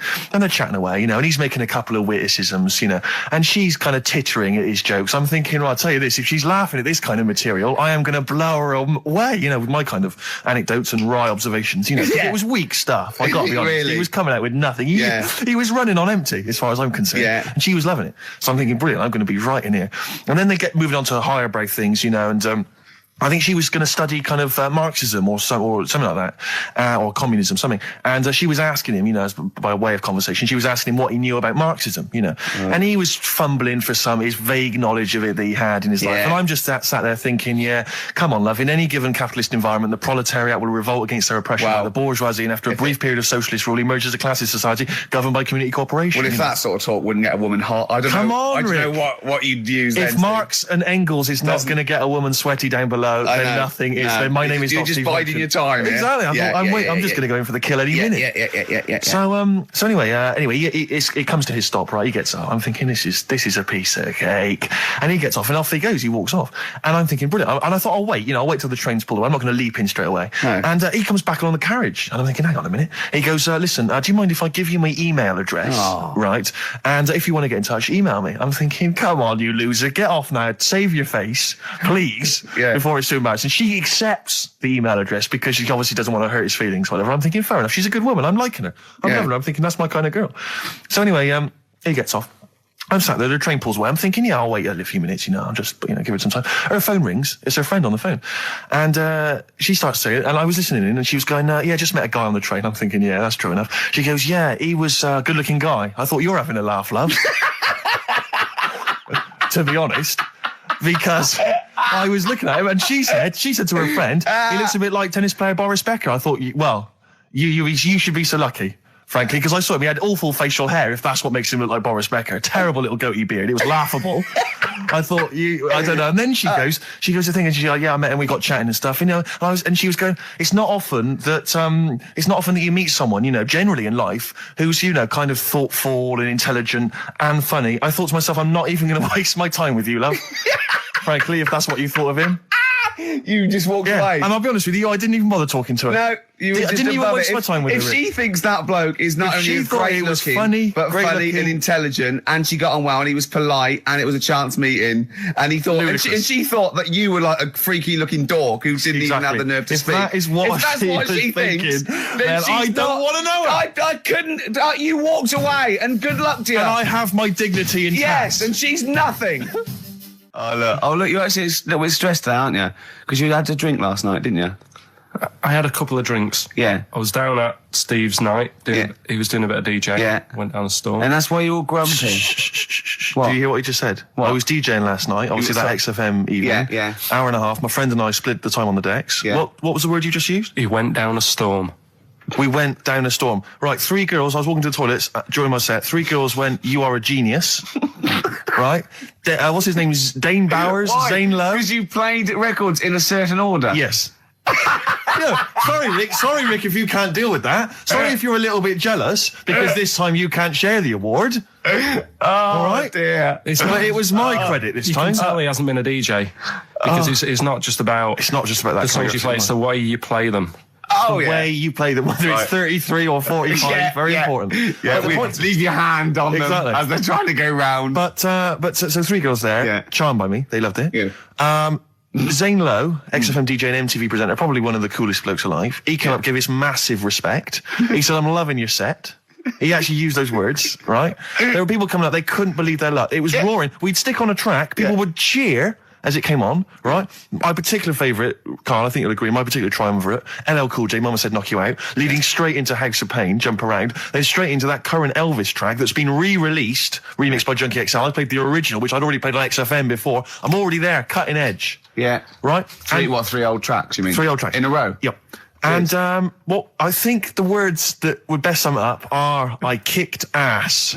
Great. Rick. All right. Well, I'm going to be kicking some ass today. But, Rick, I just need to mention something quickly to you. When did I last see you? I saw you yesterday, didn't I? Yeah. Because we went up to Edinburgh yesterday. We were very nicely invited to go and talk at the Edinburgh International Television Festival. It was quite a big deal. We went up there and we were interviewed. And Ricky chose to go on the train because it takes like 4 hours, 4.5 hours or something on the train. But it's quite leisurely. It's quite sort of gentlemanly thing to do. Yeah. I opted to go for the plane option and fly up there. More modern. Exactly. And they bankrolled that. They paid for it all, and that was all very nice. And as I recall, when I last saw you, we got a cab, didn't we? And you asked if you could get the cab to drop you off at the train station. Yeah. And then it took me on to the airport. Yeah. Did I? Now that was before. The last time I saw you was before I got to the airport and missed my flight, wasn't it? Because I had to drop you off in the centre of town. Yeah, no, that was just before I had to pay £165 to upgrade to another ticket. How did you not tell me that in the last hour? £165, Ricky. I had to pay because we dropped you off at the train station. So, I mean, do you want to go halves on that, or how do you want to deal with that? How do you want to sort that whole mess out? Why were you late? Why was I late? Because we dropped you off in the centre of Edinburgh, and do you know how hard it is to get out of Edinburgh in rush hour traffic? But it was only 3 minutes away, so you'd have missed it anyway. No, because if we'd gone the other direction, it would have been 20 minutes. It took me like an hour to get to the airport. And I got there, and the plane had already left, and the cabbie was just laughing. He was saying, we're never going to make it. He goes, you were a religious man, you better start praying. I thought he was being facetious. He was absolutely right. £165. But hold on, why didn't he tell you that when he picked up at 4:15? It makes you wonder. So obviously I'm a little bit annoyed. Because I'm not a man who likes to sort of spend unnecessarily. But wait, this is not my fault, because you were there when we made that decision. I didn't impose this on you. We both decided that might be... It's both our fault. I mean, it's no one's fault. It's both our fault. That's fair. That's all I wanted to hear. It's both our fault. Therefore, it's both our financial obligation. No. £165? Just split that in half. Write a check, Rick. Write a check. It's fine. I trust you. Phone in. I think everyone. This is. You're clearly obvious. irresponsible. No, of course I'm not. If you share a cab and then one person's lucky enough to not be late and one person is unlucky enough, and that's what it is, bad luck. I don't think you share the obligation. It's a moral dilemma, this, isn't it? But it's more than that, though, isn't it? Because let's be honest. What? Even if you had known that I was going to get there late, you'd have wanted me to hang around just so you weren't left around waiting for a train on the road. No, because I got there... you get bored sitting, No, because I got so there... you'd have wanted me to at least got in that cab I got there way too early. I actually got there about... I was there about 30 minutes so you early. made it fine then, that was... Well, exactly, so I mean, I sacrificed me hanging around for half an hour so you could get it at 4:15. And the other thing is this, you were going to get it at 4:15 anyway. Yeah, but I would, if I'd gone the other direction and not dropped you off in the centre, I would have been there in time. Wow, would we? Would we? Well, is that yes. true? Wow. Only God knows. Well, and the cabbie. What I mentioned it to. So, I'll tell you what will cheer you up. I'll tell you what's better than 80 quid. I'll tell you what's better than, shall I? Go on. Music. What, are you paying the whole 165? Listen. Yeah. What about, are you a fan of any of the great English operas? Like, The Pirates of Penzance? Yeah. Gilbert and Sullivan. To me, Gilbert and Sullivan were like probably their day equivalent of like Richard Stilgoe getting together with Tony Slattery. And then 100 years later people go, it's brilliant. It is like, they might as well, I don't know, make any episode of Whose Line Is It Anyway? Right, yeah. Into an opera, and in 200 years' time we're going, that's genius. Yeah. Listen to this one, look, this is Party Quirks. Yeah. And it says a young mother says her partner has dumped her to become a vampire. Rebecca Roberts from Somerset says Matthew Barrett fell for a blood-worshipping woman in a US cult. The 23-year-old mother says he began shaving all his body hair, dressed in black, and used Rebecca's lipstick to redden his eyes. Rebecca caught him performing weird blood rituals in front of his computer at night, cutting himself to prove commitment. She said, I thought it was just a hobby. Everyone's got a right to one. I was pleased he found an interest. Brilliant. This is apparently from The Sun. Apparently he's left. He's gone to America. He's living in this Ohio-based cult. But it's the last bit where she's been asked whether or not, if he came back, would she take him back? Sure. And this is where I wonder if the journalist, you know how journalists are supposed to just report the news, be objective. Yeah. I wonder if maybe the journalist here has maybe had some interference. Made the quote better for them than go on. Because it says, I never thought this would take over his life. Now, if he came back, I'd say fangs, but no fangs. Oh dear! I can't believe. Imagine you're the woman, Rick. Okay. And I've come round. You're the journalist. I'm the journalist, and I've come in and I've said, okay, I read about this. All I have to do is not say that thing. You've come. I understand you're obviously quite upset. Your husband's gone gutted. off. If he came back, would you take him back? Definitely not. Right. What would you say to him then if he came back? Just get lost. Right, but I'm really pissed off with you. Would you perhaps say something a bit more pithy?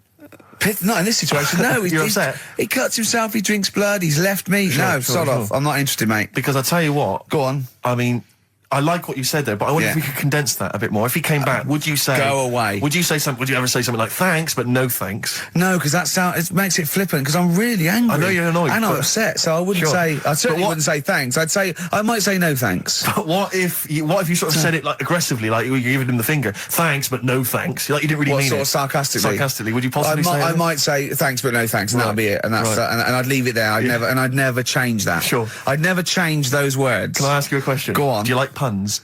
Hate them. Right. I don't like Countdown. I don't like QI. I don't like any of those posh Cambridge, Oxford types. I hate puns. If you had to say thanks but no thanks in the form of a pun, what would you maybe say? I wouldn't. I never would. Right. I'd say thanks but no thanks. I would.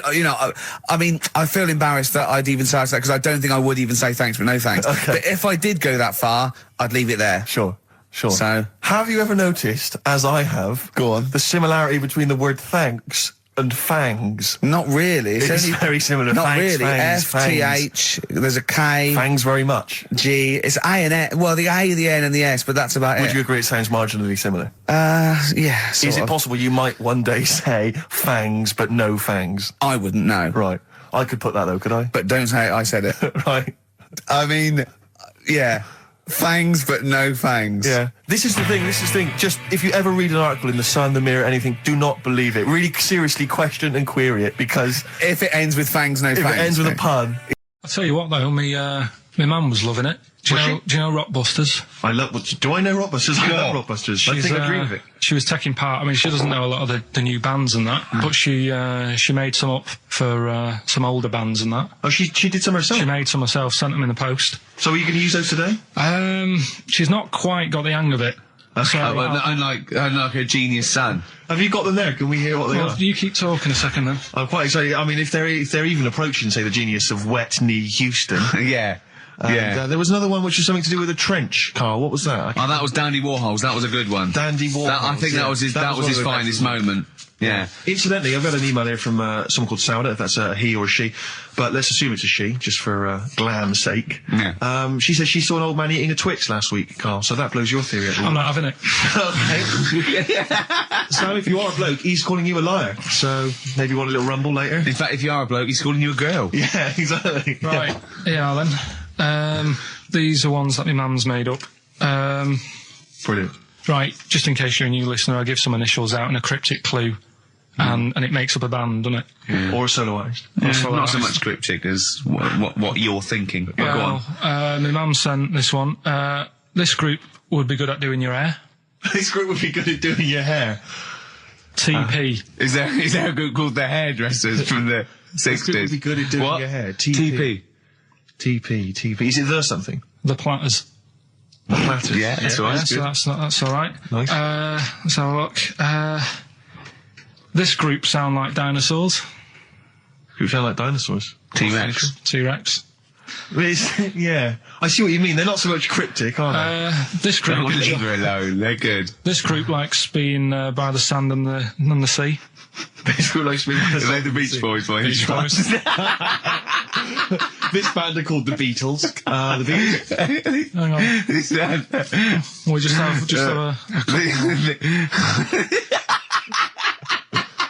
What else you got? It's funny because one of them that she's done, I'm actually doing today. I thought of in the week. Right? So, is it the same clue? It was, yeah. Wow, But great minds think alike. Here's So the this is last one. obviously coincidence. Here's the last one from her. This guy sounds superb. This guy sounds superb. The Bachelors. Glenn Campbell. That's good. I like that. I'd say this. I think you should get on to one of the big game organisations, Parker Brothers or whatever, because this has got to be. This could sweep the nation at Christmas. Don't you think this is the perfect Christmas game? Yeah. Well, I think this is what's going to make or break the MTV thing. Right. Some kind of TV version. Yeah. I'm just thinking into ad breaks, coming up next is this band. Be careful though, Carl, because, make sure you retain the rights, because I can see this selling abroad. And I can see someone coming along and taking the sort of like the Rockbusters and changing one word and making another game out of it and just using the same format. I don't know. I can't think of something there, but they could change. So sort of like they change the word rock to something else and have it. What could it be? Brick, block. Yeah, and so you have to, you know what I mean? So be careful. Blockbusters will never work. Look at his little face. So we're doing that later. Got some good prizes. Okay. I'm Ricky Gervais, obviously, with me, Steve Merchant, and Karl Pilkington, which is what Heat write about, really. Karl's the main man. Think of Karl a year ago. He was just sitting in that room going, all right, I've done this. Whoa, XFM. It's good, isn't it? Yeah, it's like a music bed. Brilliant. Comes on the show. We start taking the piss out of him. People start going, oh, who's the idiot you've got in? And we go, it's Karl. And they go, we like him. He's a fool. I go, yes, he's a fool. He's a pet buffoon. And they go, well, let him speak more. Right? And they're going, don't let him talk, XFM, the fat cats. Oh. And I said, I'm a rebel and I do it my way. Rick, can I ask, did you stick it to the man? Yeah. And then MTV call up. Heat are writing about him every week. Yeah. He's just been doing film for the BBC. There's some rumours he might be the new James Bond. Yeah. He's is eating lovely McVitie's original digestives. Are we allowed to? If McVitie's are listening, I love these biscuits. Yeah. And he's got the best. If the Spearmint Rhino strip clubs are listening, I'm a huge fan. Right. And he's got Rockbusters to come.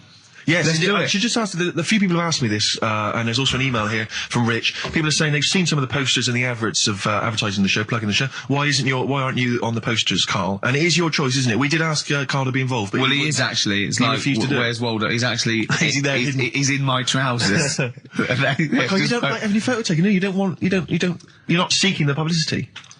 No. I reckon you are secretly. I don't believe you. No, he's right. He's totally right. He's doing it just right. But I think there's a fine line to be drawn that, if you like being in, around radio, you've got and you want your own show, or you enjoy talking and they just happen to be filming you for MTV, that's different. I think what you just avoid is going to silly celebrity bashes, having a picture taken for the sake of it. I mean, I think you're right, but I think you should do the screen test. On a serious note, I think you should do the screen test. Just because it might be fun, and if it's no good, they won't do it. And you can stop any time you want. No one has to keep going on telly. I just think we're going to lose him. No, we won't lose him. Listen, right? I'll always be part of this. I'm just worried that you're going to exhaust yourself. You're going to be drained. You're going to have told all your anecdotes on He MTV. certainly would have, if you have to help the old fella upstairs with the bed. Yeah. Yeah, £50 an hour. Oh, that's terrible. Go on. But I'm what I wanted to do, right? Because I don't want to embarrass myself, right? I don't want to embarrass the woman at MTV when I turn up and she thinks, oh, look at him. Yeah. What a waste of film this is going to be. Because it's not cheap. I know that. It's not film either, but go on. Well... It is cheap. It is cheap. They're filming on a DV camera that they can go over. If it's no good, they won't show it to anyone. It'll be great. It's just what they want you. Honestly, I can just see you doing little things, just like popping up, between the records and going, all right, MTV, music television, hear about the airy Chinese kid born, which is weird, isn't it? Because they're not usually airy. And it just goes, MTV. It'd be brilliant. It'd be brilliant, Carl. Yeah. If I'll come down with you. Well, we'll see. Go on. We'll think about it, right? Go on. Right, Rockbusters. So Rockbusters, it's a little clue, some initials, 3 different clues. You email in ricky.gervais@xfm.co.uk. You can win the load of stuff that we've got. So, first one, here's the clue. Stop throwing that fruit about. Oh. Yeah. What's the initial? That's CB. CB. Stop throwing that fruit about. Yeah. All right. Is Anders listening? Has he emailed us in yet? Anders, not had any response from Anders. I'll keep I hope he hasn't stopped listening. Because he doesn't like the show. He's gone off. I hope he hasn't gone off the show. So, the second one, that Scottish fella has made an error. That Scottish fella has made an error. Yeah, Interesting. That's M. Right, that Scottish fella has made an error. Right. Okay. And the last one, God, you can make a right load of toast with them. You can make a right load of toast with them? Yeah. All right, what's the initial there? That's G. G, I was thinking it might be bread for a minute, but no. G. So, first one was stop throwing that fruit about. Stop throwing that fruit about. The answer is... CB, that was Chuck Berry. Oh, of course it was. Okay, right, I'll give you that. The one that you've worked out, I'll do next. The, God, you make a load of toast with them. That was G. Gorillas. Gorillas, though, isn't it? Gorillas. And the middle one was that Scottish fella's made an error. That was Mystique. Mystique. So, does anyone get that? Extraordinarily, almost all the people who emailed in. I'm beginning to think it's us then, because I was thinking mistake, I was thinking muck error and muck mistake, but mistake. Yeah. So, do you want to pick a winner? Yeah, I was going to give the prizes to Amy Massey, who's from Wiltshire, the West Country. Losers down there. Probably as weird as you. Yeah. So she's won, and congratulations to her. I'm assuming she's listening online or maybe via some kind of... We must have a lot of listeners outside London, because all these are from Norwich and... Have we got any listeners in London? Places, it's where there's a lot of inbreeding. There's nothing else to do. Exactly. Norwich and Wiltshire. Well, cheers for that, Amy. Well done. He waved then when he said that. He did, yeah. He waved. He's working. No, he's working, getting ready for TV. Of course he is, yeah. Rick, can I just explain some of the prizes we got here for Rockbusters? Because I just want you to try and picture, if you would, the kind of XFM listener who'd particularly want this collection of gifts. You've got the best chill out album ever. This is the one, as I said before, that's largely made up of songs you may have heard in adverts. Sure. So you've got the Volvo advert on there. Yeah, and the T-Mobile T-Mobile. Brilliant. That's on there. So that's a Roy Cobb. So look forward to that. Again, just imagine which XFM listener is particularly looking forward to Top of the Morning with Terry Wogan. His 2-disc set there. You got it starts with we've got the Bangles on there. We've got Billy Joel, River of Dreams, Shine On by Mr. Christopher. So just look forward to that. Oh dear. We got the Only Fools and Horses, last year's Christmas special. We gave one of those away last week, but still more to shift. Do I spy a little free Yes, there's a little free 3-wheel trotter independent trading 3-wheel car, so that's there as well. So as I say, if you like fairly mediocre comedy, little Jonathan Ross's face there on the back, and maybe you also want Jerry Halliwell's Body Yoga DVD, Rick. So sure, that is that's good quality. And then just a few token XFM kind of things. We've got the Manic Street Preachers DVD and the U2 Best Of. And tell me, Steve, how do the lucky listeners win these? Rick, I'm glad you've asked. What they do is they email in with the answers to Rockbusters, which is a quiz. Hold on, how do they email if we don't know the email address? Rick, again, thanks for asking. Thanks for flagging that up. Ricky.Gervais at xfm.co.uk. That'll be coming up shortly. Try and get into the mindset of Karl Pilkington. A lot of people have been trying to email in answers, trying to think through kind of logically, or maybe based on the rules that they've picked up over the years. Or when he says it in a cryptic clue, they believed him. Exactly. Yeah. So you've just got to think more like a mentalist to try and get winning. First of all, right, the prizes that I source every week. Explain yourself.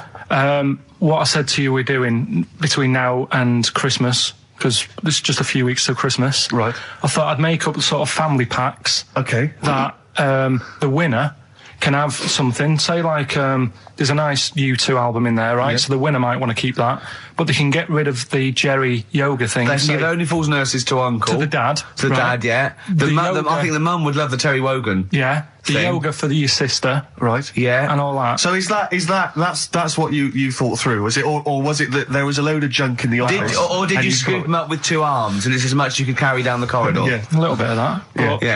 But that's me workings on why you've got all that. Okay. Brilliant. That's excellent. That makes a lot of sense, yeah. That's coming up. And me mum sent some more. What we also needed there is he's got a letter from his mum. My mum did some more Rockbusters for us. I reckon they're secretly listening, Karl. They've said they're not listening, but I reckon they are. Does that worry you? Well, let's play a record and let's hear your mum's Rockbusters.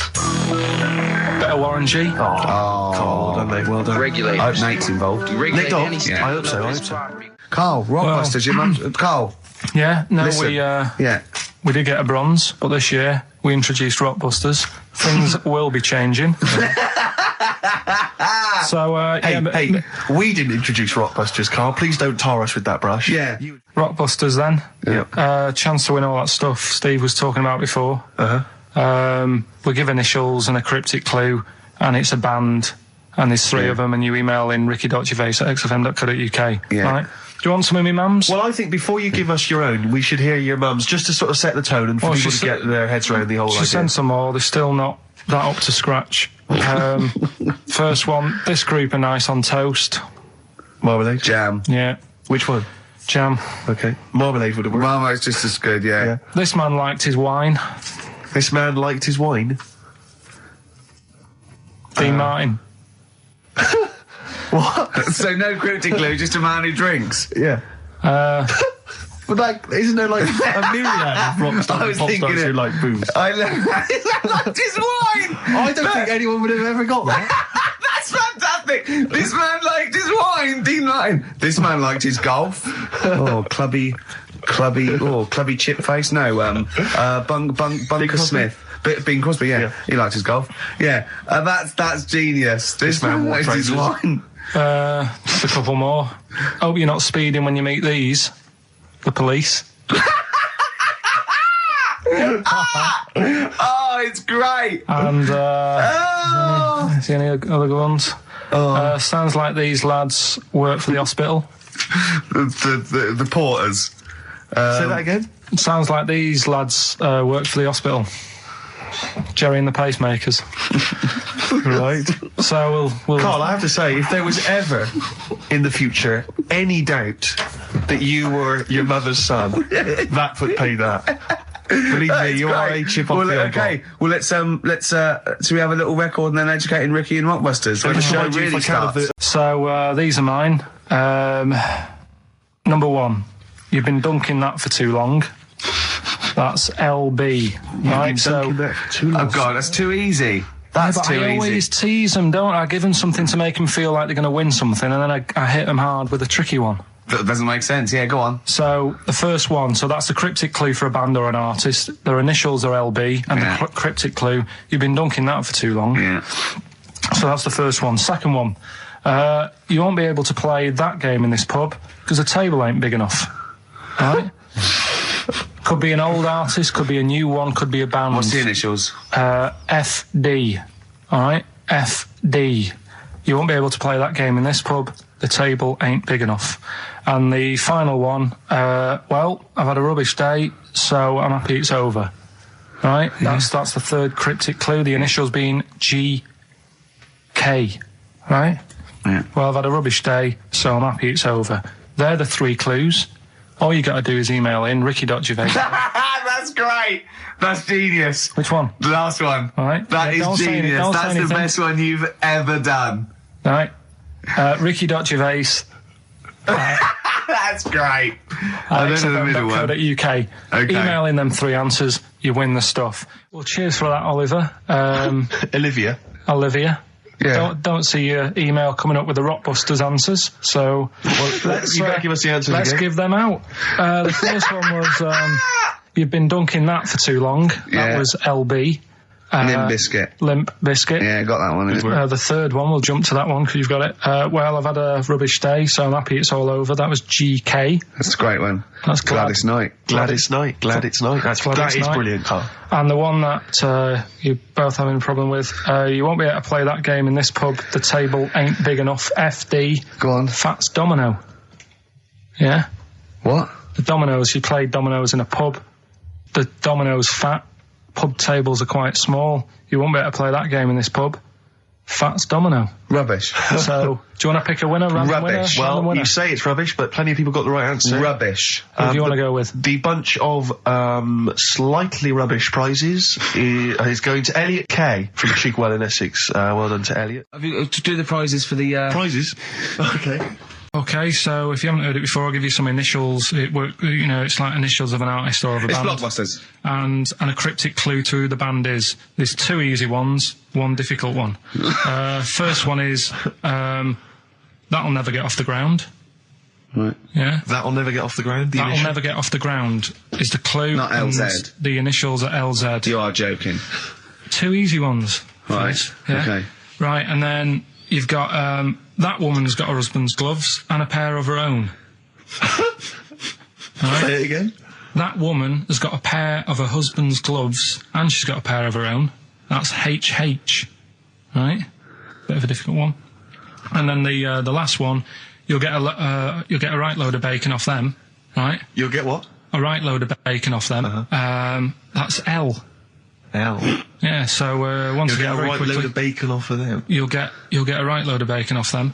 So first one, That'll Never Get Off the Ground, LZ. That woman has got her husband's gloves and she's got a pair of her own. That's HH. Brilliant. And you'll get a right load of bacon off them. That's L. And it's an email only competition. Email only. Ricky.Gervais@xfm.co.uk, and we pick a winner before the end. So, and you can win that Wicker Man. The weather. Best of the weather. The best of the weather. That would be amazing. The best of the weather. As a compilation, Channel 4. Exactly. Winds light to variable. I love 1976 Remember this weather. one from August 1979? Warm, isn't it? Oh, this is warm, isn't it? Oh, the best of the weather. You forgot to read your mum's clues out, didn't you? Yeah, these are just for fun only. This is Carl's mum. She listened one week and now she sends him a little example of Rockbusters every week. She's got what did she send? This group would go well with your Christmas dinner. Cranberries? Yeah. They make a few good cupboards. They make a few good cupboards. Yeah. Carpenters. I was thinking of EMF. I was thinking B&Q. The B&Qs. This group thinks of lots of things. This group thinks of lots of things. Yeah. Go on. Imagination. I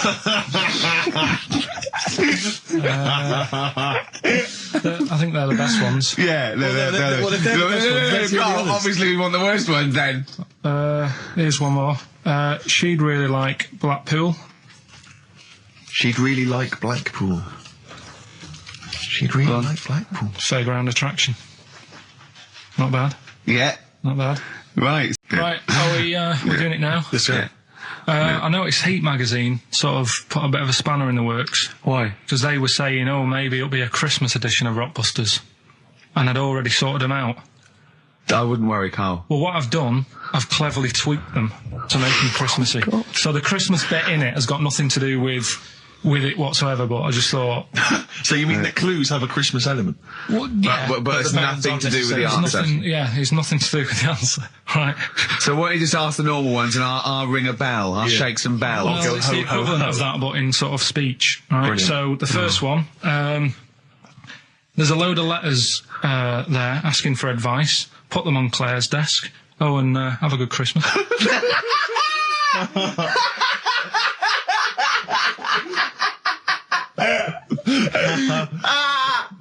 Oh, give it to us again. Oh God! Right, so there's a load of letters asking for advice. Put them on Claire's desk. Oh, and have a good Christmas. Right, but bear in mind, people, that the Christmas element may not be relevant to No, these that's got clips. nothing to do with it. I don't want to. Okay. You know. And the initial there is F. Right, that's F. All right. Right, the second one. Ask your mum if you should. After you've wrapped the presents. Right, so Ask your mum if you should. ask your mum if you should after you've wrapped the presents. That's S. Yes. S. All right. All right. Okay. And the last one, a couple of people were arguing in the supermarket at the fruit and veg counter, but it's busy in there because it's Christmas. That's probably what brought it on. So that's B. Right? B. Oh God! So they're the three. Will I just recap? Yes, please. Yeah, I've no idea. so I the can't first even. one. I don't know what to start thinking. Carl, I need the phone number of your girlfriend. Let me explain why. I was lucky enough, once again, to be on your quiz team this week. Ricky, Still to beat me. He's still to beat me with his team, yeah. Second I came. we the gang here and some friends, we sometimes go down to a pub quiz in the local area, and I was very nicely, I was invited by Carl to be on his team. Twice now I've been on that team. Ricky's always on another team. And what can I say, Carl? Do you mind me saying this now? Because I've analysed the team, and it's very much your team, and you've put the team together. You've recruited some excellent personnel. Your girlfriend's very, very good on the team, as is one of her work colleagues. And you normally bring in, someone like myself. I like to think I'm providing something with the entertainment section. I seem to remember last time I answered at least 6 or 7 questions that other people hadn't got. So I felt I provided something there. Carl, I rather like John Harvey Jones, who used to be called in to sort of troubleshoot companies. I see why you are not winning ever, and it's a rather pricey contest, isn't it? It costs a tenner to enter per person, and unless you get in the top 3, you're not going to get to see your money back. No. So I think you're going to maybe need to step down from the team, because Carl, I am not sure. You consider yourself a kind of player manager, but frankly, I'm not sure you're providing enough. Right. See, this is funny, because as bad as I imagine you are, I don't think Steve would make it into my team, so he's getting a bit cocky here. I want to know what your opinion of him, because he's told me he's great on it. Well, you bang out of order, first of all. Okay. Do you have a good night when you're with us? I tell you what, I wish I hadn't lost a tenner every time I've come down. That would have improved it. You point out there about the football analogy. Mm-hmm. Alex Ferguson, when did he score a goal? Right. He doesn't. He tells the others how to do it. Right? That's my role. He doesn't take up one of the 11, though, does he? No, exactly. It's not like you can only field 10. Yeah. Because we only got 10 again. I want to be in the 11. Exactly. He's not running around in midfield, falling over. Yeah, shouting, "Oh, what have I told you?" Yeah. No. Right.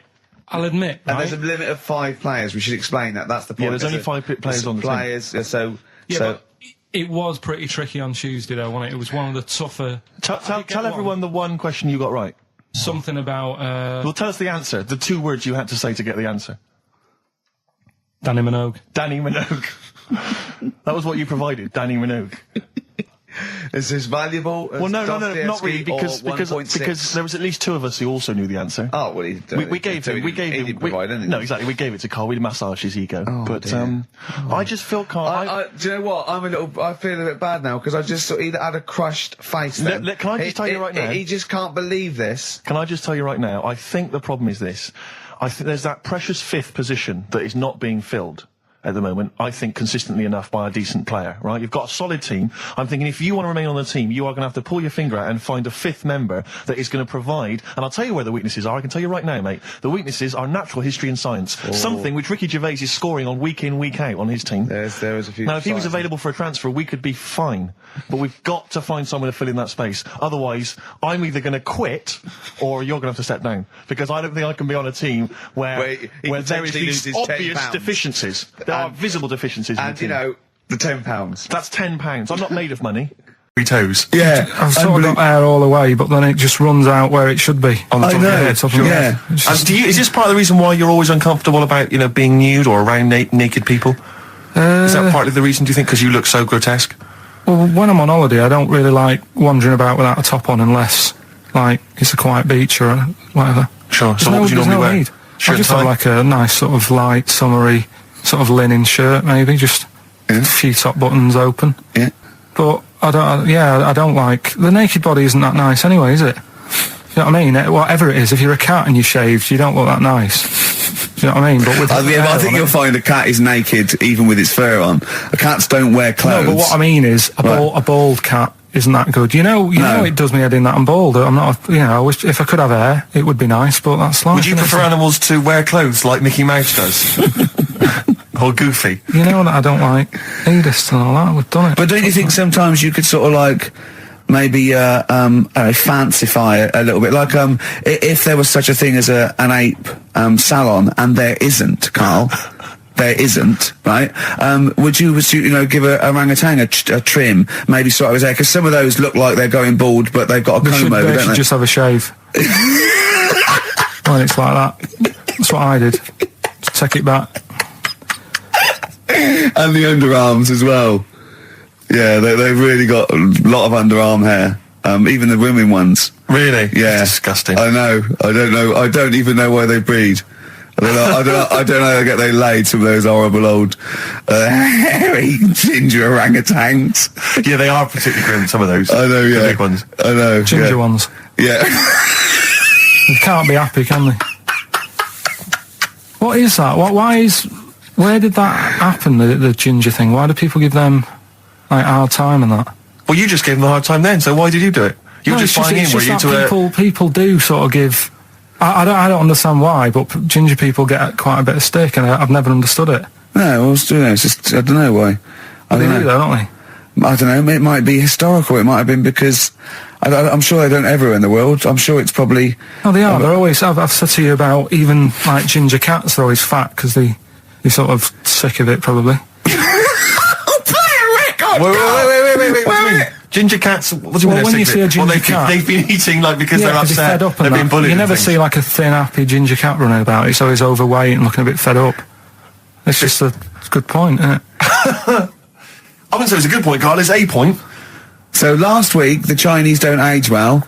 Now, anything ginger, including cats, are sick of it. No, but I'm just saying... Are you ginger? Would you like to take issue with any of Carl's points? 83 XFM is the text. You can text us. Maybe you've seen a thin ginger cat. I'm not having a go, though.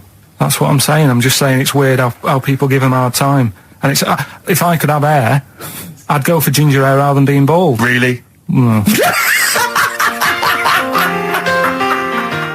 So let's take us back a few steps, Carl. What's the story? Right, so I did some research. Right. Let's just recap again. There was a guy you read about who had his head chopped off. He was guillotined. Yeah. He had said to the people around him, I am going to blink once I've had my head cut off to So show the brain that life, can still... or the brain can continue to work after death. Okay, so we queried that. So you weren't having any of it? Well, no, possibly for a few seconds till the oxygen stops being fed to the cells because the blood has drained away. But, nothing spectacular. So go on. Along the similar sort of lines, right? This is quite a few years ago. This fella sort of upset the royal family doing something, right? So they said that this isn't good. Wasn't Ben out under that Jubilee thing, was it? I can't remember what it was, and they said, right, that was terrible. We're gonna cut your head off. You gotta show people you can't be doing what you've been doing. What was this, the 1970s? What you said a couple of years ago, you mean maybe sort of... Was it the olden days when the phones weren't very good? Ages ago. Yeah. Ages ago, sure. So yeah, fair enough. Yeah. So... Very philosophical. Yeah, imagine that when you watching the history of This was literally ages ago. Yeah, exactly. Yeah, Simon Sharma's History of Britain. Yeah. Oh, and even before that, which is yonks before, when it was all mental and different. Sorry, Carl, go on. So he's having his head cut off, and he's resigned to it. It's a day before. He's kind of got it into his head now that I'm not going to have my head much longer. Sure. So he said, let's make use of this. Yeah. He said, I wonder how long the body can stay alive without my head on it, right? So they were like, oh, I don't know. So, Who were? So... The jailers? Whoever he was asking. These jailers with one eye. Yeah. Get out, pants. So he said, No, wait a minute, I've got an interesting scientific experiment, jailer. Well, fair enough. What is it? So, he said, what I want to do, right, he said, you know, surely it's my last right. You know, I'm gonna be dead tomorrow. Sure. So, let's do a test. He didn't draw it out this long, did he? Yeah, he said, let's test this out. You know, he said, do us a favour. He said, you know, it's my last day. What I want you to do is, you're gonna cut my head off. Let's put a white line on the floor. Right. And see if, you know, because there's no point asking how far he can sort of walk without an head if there isn't a line, because you don't know what to count. Do you know what I mean? If he loses his head and he's running around all over the place, you can't really count That's that. not impressive enough, yeah. So they said, let's make a white line. Sure. Yeah. Who said this? He did or they did? I think they started to join in with him and saying, well, let's make this a... Sure. You guess it. Go on. So, they got Norris McWhirr down. The Guinness people. Oh. Yeah. So they said, let's get this white line. Yeah. And, Dedication's all you need. We'll do this tomorrow. And he said, all right, then, I'll see you in the morning. I'll see you in the morning. Night, sleep tight.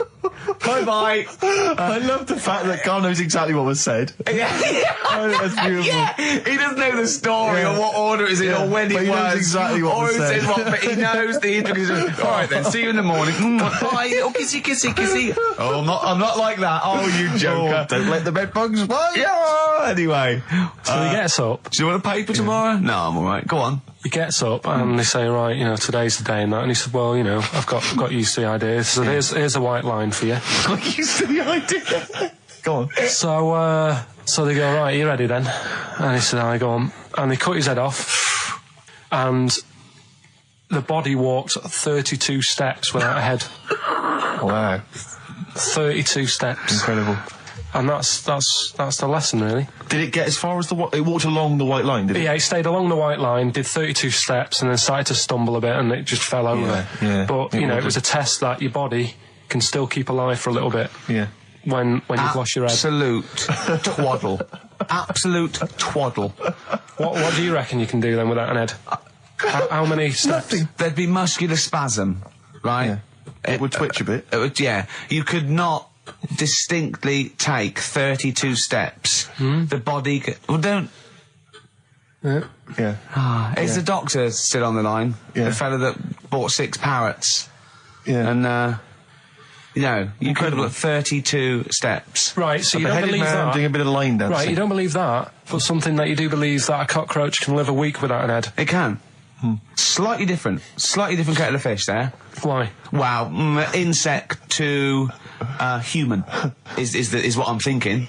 Yeah, that difference. There's not that much difference in Well, of some course there insects. Do you know that a snake has a heart and lungs and kidneys and stuff? Go on.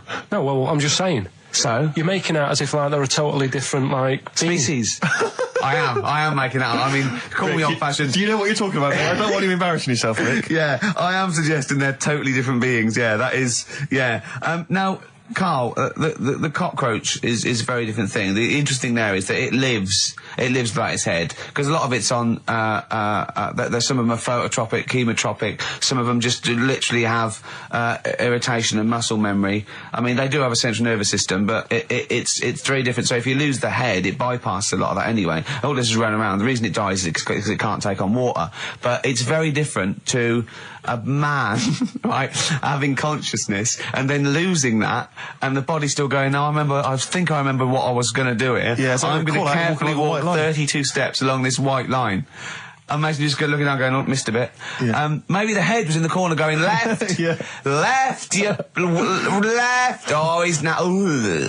Well, let's just put it out. I mean, if anyone listening has maybe had a relative beheaded, maybe in a horrendous car accident, but they got up, maybe they went for a walk, they had a little chat.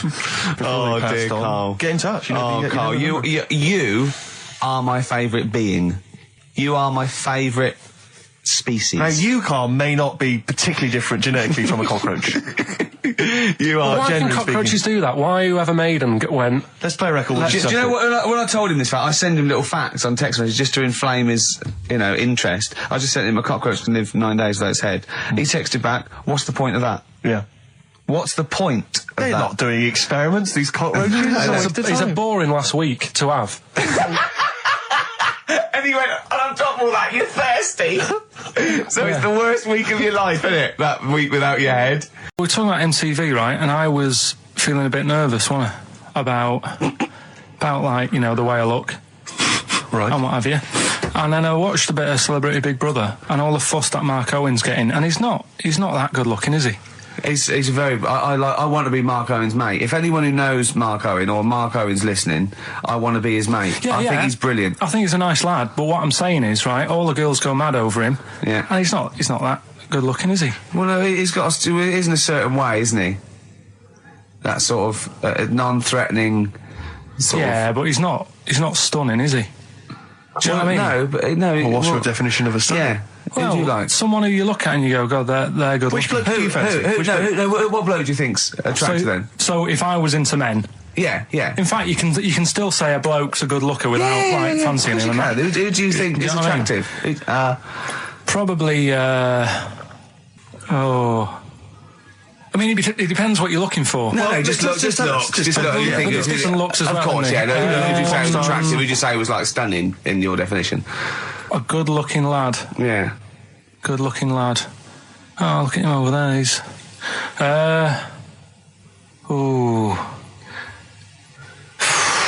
Do you find, Robbie Williams, do you find him attractive? Boy next door, look. No.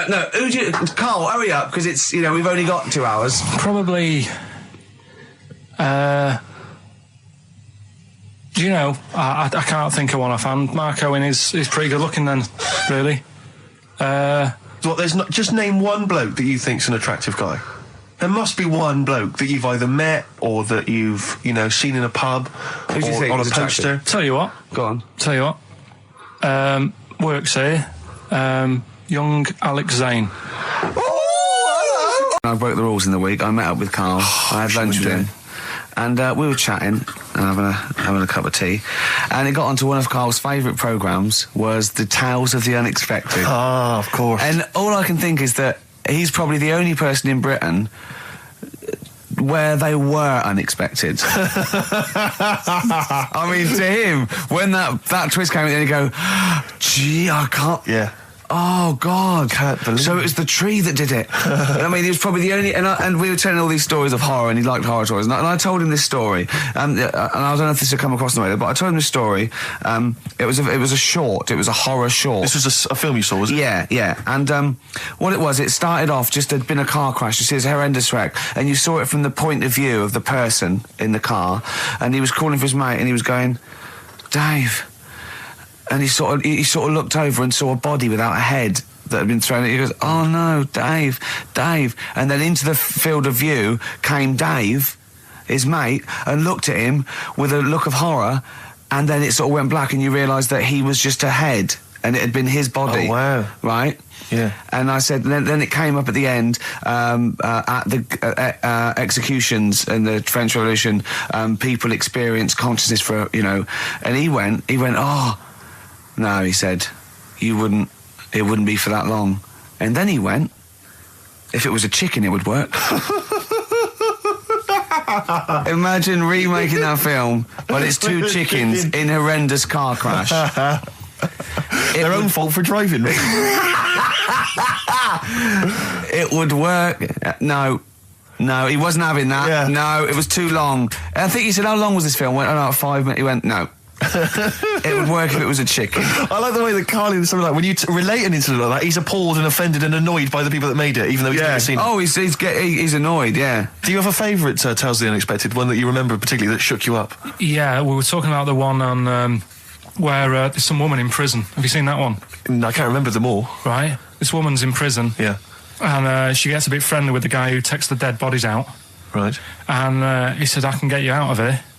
He said, what you've got to do, right? You've got to, at midnight...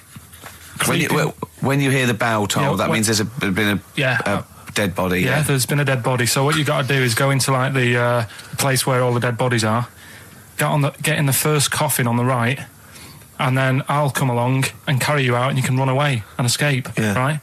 So she goes, yeah, all right then. So she hears the bell go. I'll bury you, right? and then I'll come back later and dig you up. Right. Yeah, but that's the that point. It doesn't matter. It does matter. Trust me, Carl, it really matters. okay. Listen, I don't know if I'm going to ruin this for people at home. Yeah. Can I just skip to the end? I would imagine that she gets buried and he doesn't come back, and she has to get buried alive. Better than that. So she gets in the coffin, and she's lying there for ages. She's buried. She can feel a bit of movement going on, so she's obviously, you know, being carried somewhere, so she's thinking, this is it, I'm getting out. And she's lying there for ages and thinking, why isn't someone coming and lifting the lid off this? Do you know what I mean? Letting me get out. So she's really bored. She gets a lighter out, right? Lights it to have a look at who she's lying on. It's only the fella who said he'd help escape. Oh. How bad is that? That is... How bad is that? So it is quite important that she's buried alive then, isn't it? In retrospect, you realise that the jeopardy is that she's buried alive and can't get out. Yeah. It makes it so much worse, doesn't it, than just like lying in the morgue and going, actually, I'm getting out of here. Yeah. This isn't going to work. Look at Carl's face. Having told that, he's so pleased. His face is lit up. He's beaming like a child. Educating Ricky. What have we got? Airy Chinese kid, go on. Right, yeah. This is the... I didn't want to do this. What do you want to do it? Well, I wanted to give you 3, and I gave you one. It was like the alien man gets a beard or whatever. Yeah, and which was total rubbish, so this one should be better, maybe. Hairy Chinese kid. Right, well, we've talked about hairy people in the past. True enough. Haven't we? Yeah. You know, the little kids who grew up in woods and hung around with wolves and that. Yeah, again, you're confusing it. Yeah, they're not... There were some people that were born... very hirsute. They were not the people who were brought up with wolves. You just put that together in your Homer Simpson type mind. Right, well, this is like a sort of close to that sort of story. Yeah. But the weird thing is, right, Chinese people aren't that hairy as a nation. No, seriously, that's a well-known fact. They don't have that much body hair and stuff. Okay. So this little kid who was born over there, he was like covered in stuff. Was he? And it was only his nose that wasn't hairy. The rest of his body was caked in hair, right? And his hair sort of What grew. sort of hair was it? Was thick hair. No, what I mean is, was it sort of like a pony's mane, so he just looked like an Ewok?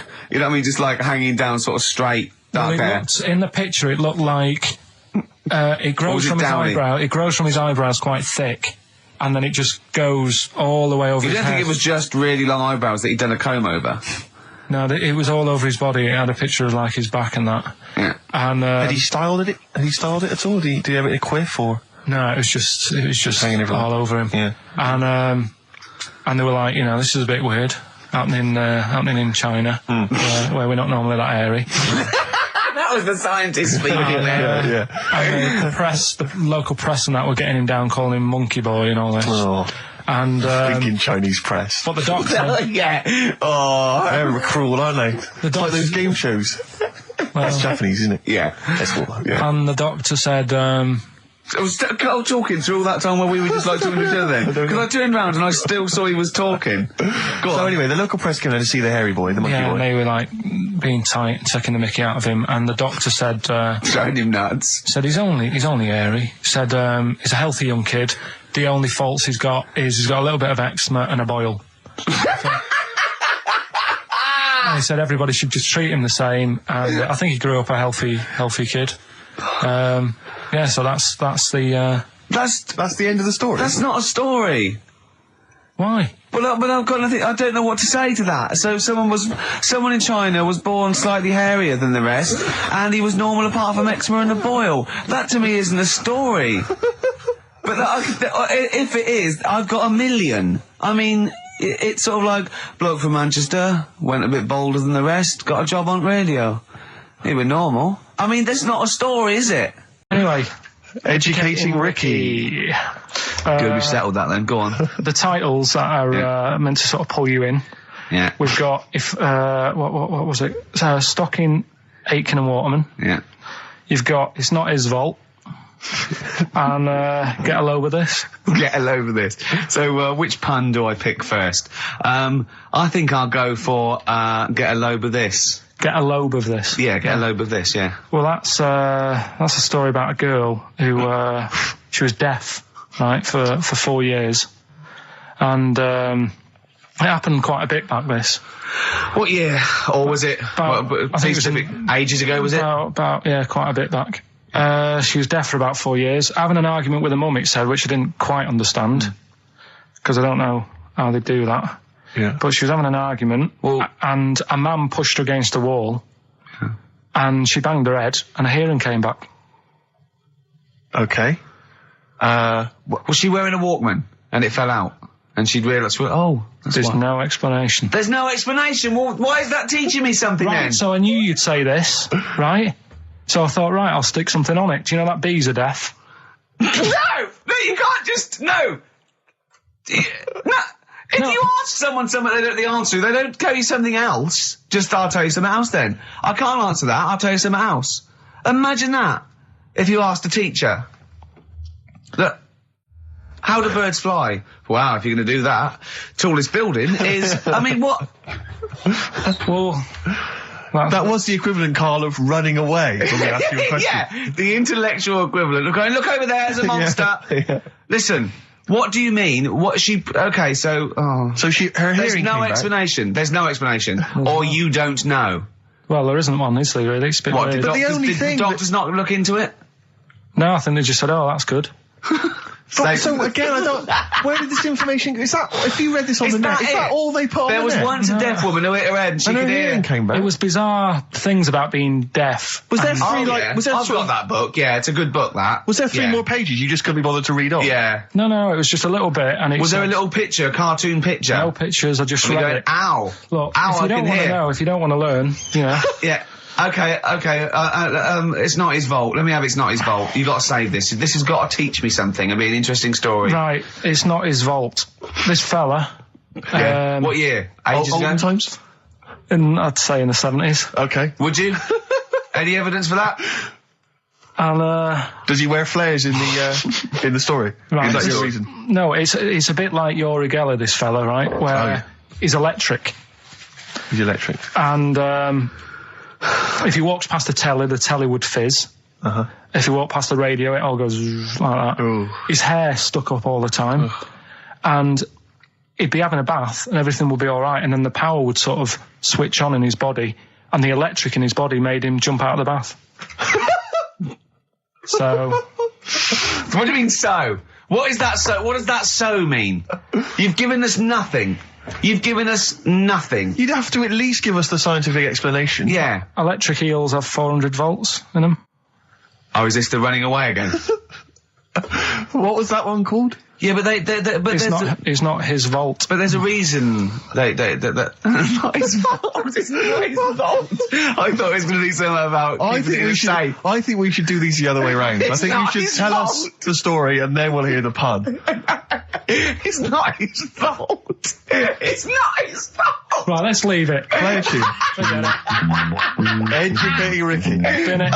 We're not doing it. No, we are. What are you going for? Oh, he can handle it, I think. Don't worry about him. He candle it. He candle it. Okay, let's hear this one. Right, are you familiar with the phrase burning the candle at both ends? Yeah. Do you know how it's come about? I know a man who does. I assumed that it was to get more light in the room. How would that work? Well, they'd put it sideways and light both wicks, so out of one candle they could get two. No, go on. No, what it is... it means you're doing too much, you're staying up too much, you're not getting enough sleep, and you're... Well, years ago... Yeah. When they didn't have light bulbs and that. Oh yeah, what year is this? Literally ages ago, specifically? Yeah, quite a bit back. Mm-hmm. Okay. Didn't have light bulbs and that, so they used to have candles When did the light bulb come in? Because I can't remember at the moment. Don't know. Okay, go on. So, yeah, so they've got a light bulb. You wouldn't know. You're a doctor. You're not a historian. Go on. And people who worked a lot of hours. Yeah. How many? Literally lots. They get up early in the morning because they have to be up early. Yeah. And it's dark outside, so they'd light the candle. Sure. And they'd wear it out a bit, and then they'd be getting in late as well. Yeah. And they'd be like, oh, it's dark. I'll have to light the candle again. And they're burning candle at both ends of the day. So that's where the saying comes from, burning the candle at both ends. So, all right, that's a little lesson. Yeah, lesson good. 1. Okay. Can I have? No, you can't. have You another can't one rush yet. into them, Rick.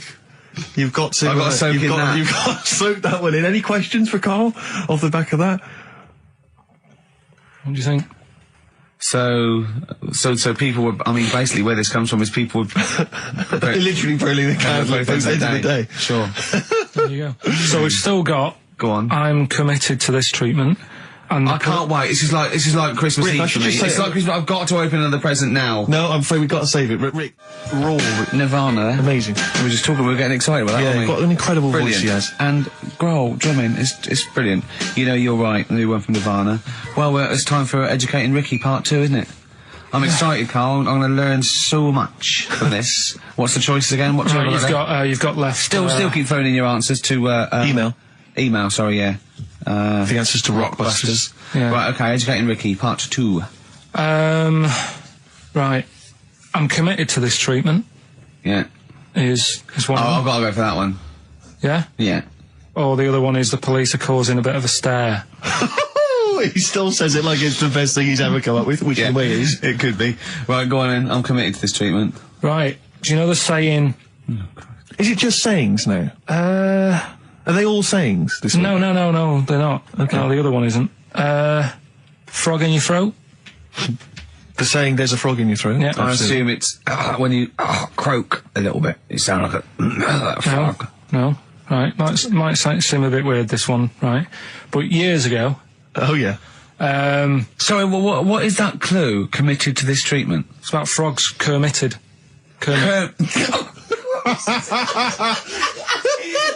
Probably works better with a K and an ER written down. Well, also, if you'd pronounced it "kermitted," yeah, but not committed. committed to this treatment.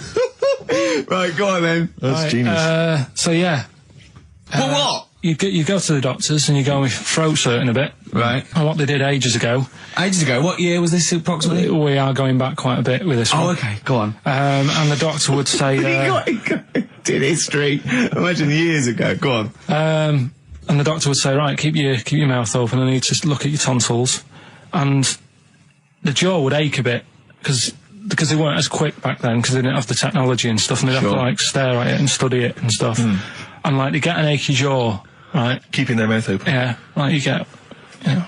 you get a Mars bar or whatever. So they'd sat there, and they used to always close their mouth, and it used to annoy the doctor. Right? Oh. So what they did, they used to get a toad, right, and put it in the mouth. Rubbish. Okay, keep talking.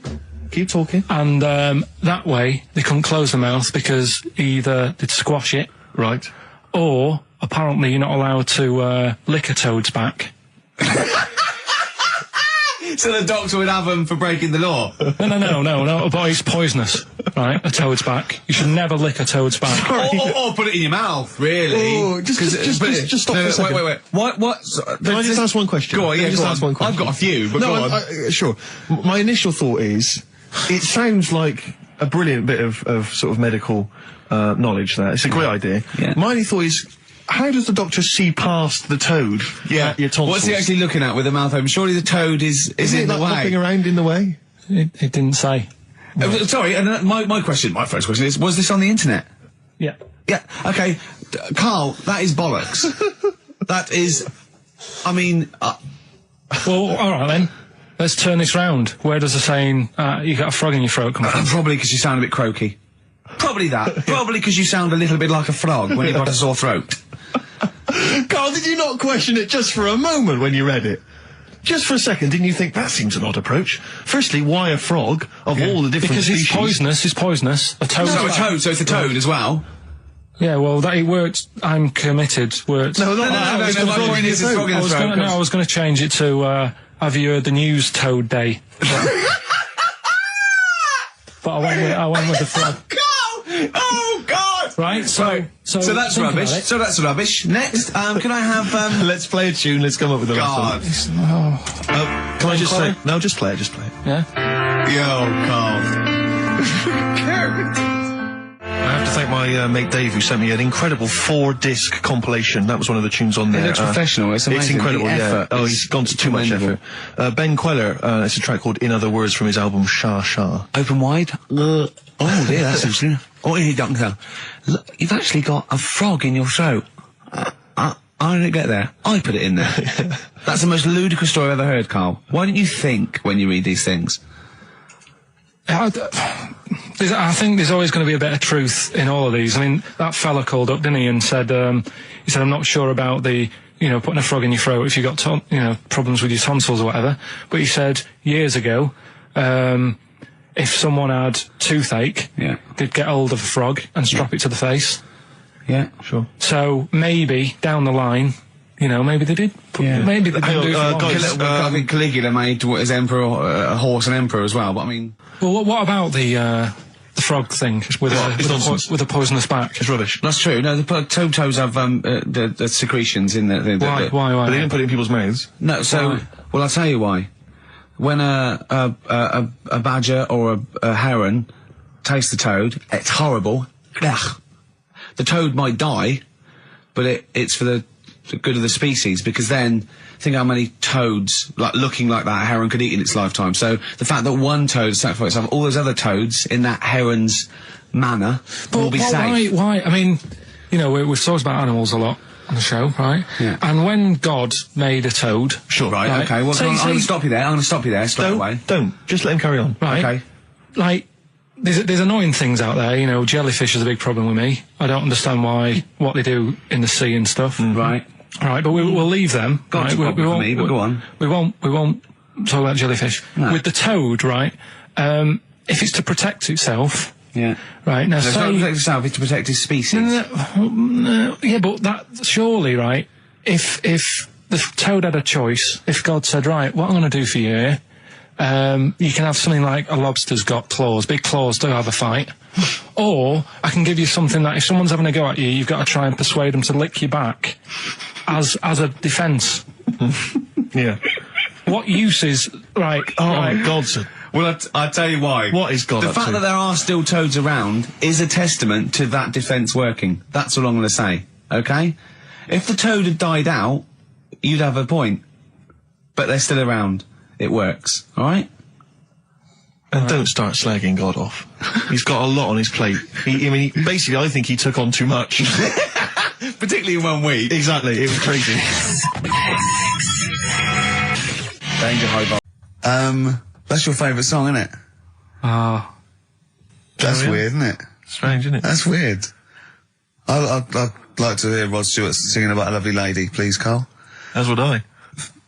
You can picture whatever you want. Bit of Rod. Maggie May on XFM 104.9. On Ricky Gervais with me, Steve Merchant and Karl Pilkington. Steve. Well, I've only just read about this, and I don't know anything about it. This naked rambler, Steve Goff. Yeah. Is he doing he's doing a walk from Land's End to John O'Groats? Is he completely nude? Yeah, he's been arrested 10 times on the way, apparently. Right. It says here that Nora Goff, his mum, she's in her 70s, she's begged her son not to walk naked from Land's End to John O'Groats. She said, I don't know where he gets this from. Certainly not me. I am and have always been quite conservative. He would never have been allowed to walk around the house without covering himself up. I wouldn't go as far as to say I'm ashamed of him, but I do not approve of what he is doing. Having said that, it's good to see him on the telly. yeah, it must be. It's not about anything. It's lovely. It's not embarrassing until they're famous with exactly. it. However embarrassing it is. But I can't believe my son's a serial killer. Nice to see him on the telly. He looks like one. He's not, obviously. No. I mean, what is he doing? I don't understand. Steve wouldn't say he was, and he's not. He's just a rambler. But he's there, right? What's his motivation? He's just walking to, it's just a nudist, I suppose. Right. And there's a picture in there, and Carl looked at it and he went, what's the point of that? He went, well, look at him. He's got shoes and socks on. He's got a rucksack on. He's got a hat on. He's not nude. He's just got his knob out. Yeah. But he's got a full beard, thinking, I want to hide some skin. Whereas this little chap needs the air. I'll pop him out all the time I can. They really annoy me. Because it's in the supplement today as well, with the Mirror, right? And they've done a bit about nudists and that. Yeah. Again. Same problems all the time. Go on. There's like an old fella sat there, just... How do you know he's old? Well... Why are you looking, Carl? Looking at his face, aren't you, presumably? Yeah, I'm just saying he's old and he's sat there smoking a pipe. Sure. With his sandals on. Yeah. They're quite normal, just with his knob out. But look, he always make the same mistake. He's got a little white deck chair. Yeah. Yeah. If you're nudist, don't go for white. Why? Sitting on that, getting a bit clammy and stuff. White, don't go for white. Go for darker colours. I don't know what he's talking about. So do I, but I love it. I love the fact that he's just got loads of pictures of naked men. Yeah. Walking around with loads of pictures I'm of just saying, a dirty arse on that. I think we've discussed the news before. I don't understand the impulse at all. I do find it bizarre. I mean, there's a picture there of 3 men nude in a pub. Yeah. Just having a chat. Yeah. Just on the chat. Oh, look at Carl carrying But around what's those pictures. I mean, okay, fair enough walking around outside, but indoors? In a pub? Nude? Well, it must be a nudist on a pair of pub. shorts. That must be a nudist holiday, I assume. As opposed to, like, the local. There is, though, isn't there? There was a thing in Bazaar magazine the other week where there was a picture of some people. They've got an airline of their own now. What, nudists? Nudes. Nude airline? So you can get on there. And your holiday starts as soon as you get on. Sure. And, but what's the point? Well, I'd be worried just about banging against things. You know. So to speak. Yeah, my shoes and things. Or spilling when the waitress comes along. The air hostess might actually spill hot coffee. Yeah, that's a good point. Does she have to be nude? Do the stewardesses have to be nude? I don't know. But that bit as well, where they walk down the aisle and they have to check if you've buckled up. Yeah. She's like, excuse me, miss, can you just... And over 50s, it's always over 50s. Right, yeah. So it'd be an old woman on the plane. Yeah, yeah. It'd be like, can you just lift your left hip up so I can see the belt? Yeah. Yeah. Oh, God! Yeah. Oh, Imagine if you've got to go into the crash position. Oh, God, yeah. You know? The last thing you see is your John Thomas. John Thomas. As you go crashing into a mountain. Terrifying. And then what if you've got to abandon ship? I know. Well, how would they explain that? Yeah. Go onto an island. Exactly. All right. Or being picked up by, a passing ship. Yeah. Carl, you notice they also play volleyball a lot, don't they? Yeah, I mean, you've always mentioned that, but I thought you were joking, but they love it. Yeah. They said that's what they do. They get to this special holiday That camp. can only be... Either they got the idea from sort of like Carry On Camping or Benny Hill, or they actually like it jiggling around as much as possible. Yeah. But is that safe? Well, I assume so. You play volleyball with trousers on, don't you? I wouldn't have thought... Yeah, but there's a bit of support there. I mean, I was watching athletics, right, the other week. Yeah. Right? And I was watching it because there's a lad who I went to school with. He's, like, winning gold medals and everything now in the Olympics and stuff, right? So I was looking out for him. Now, if you went to school with him, I'm assuming he's got 3 legs or something? No, he's normal. just a regular guy. He used to push me on my go-kart, and so I feel like I was there from the start, training up a bit. Yeah. And watching the programme, and there was swimming in it, and I was watching that for a bit, getting a bit annoyed, because that butterfly stroke, Yeah.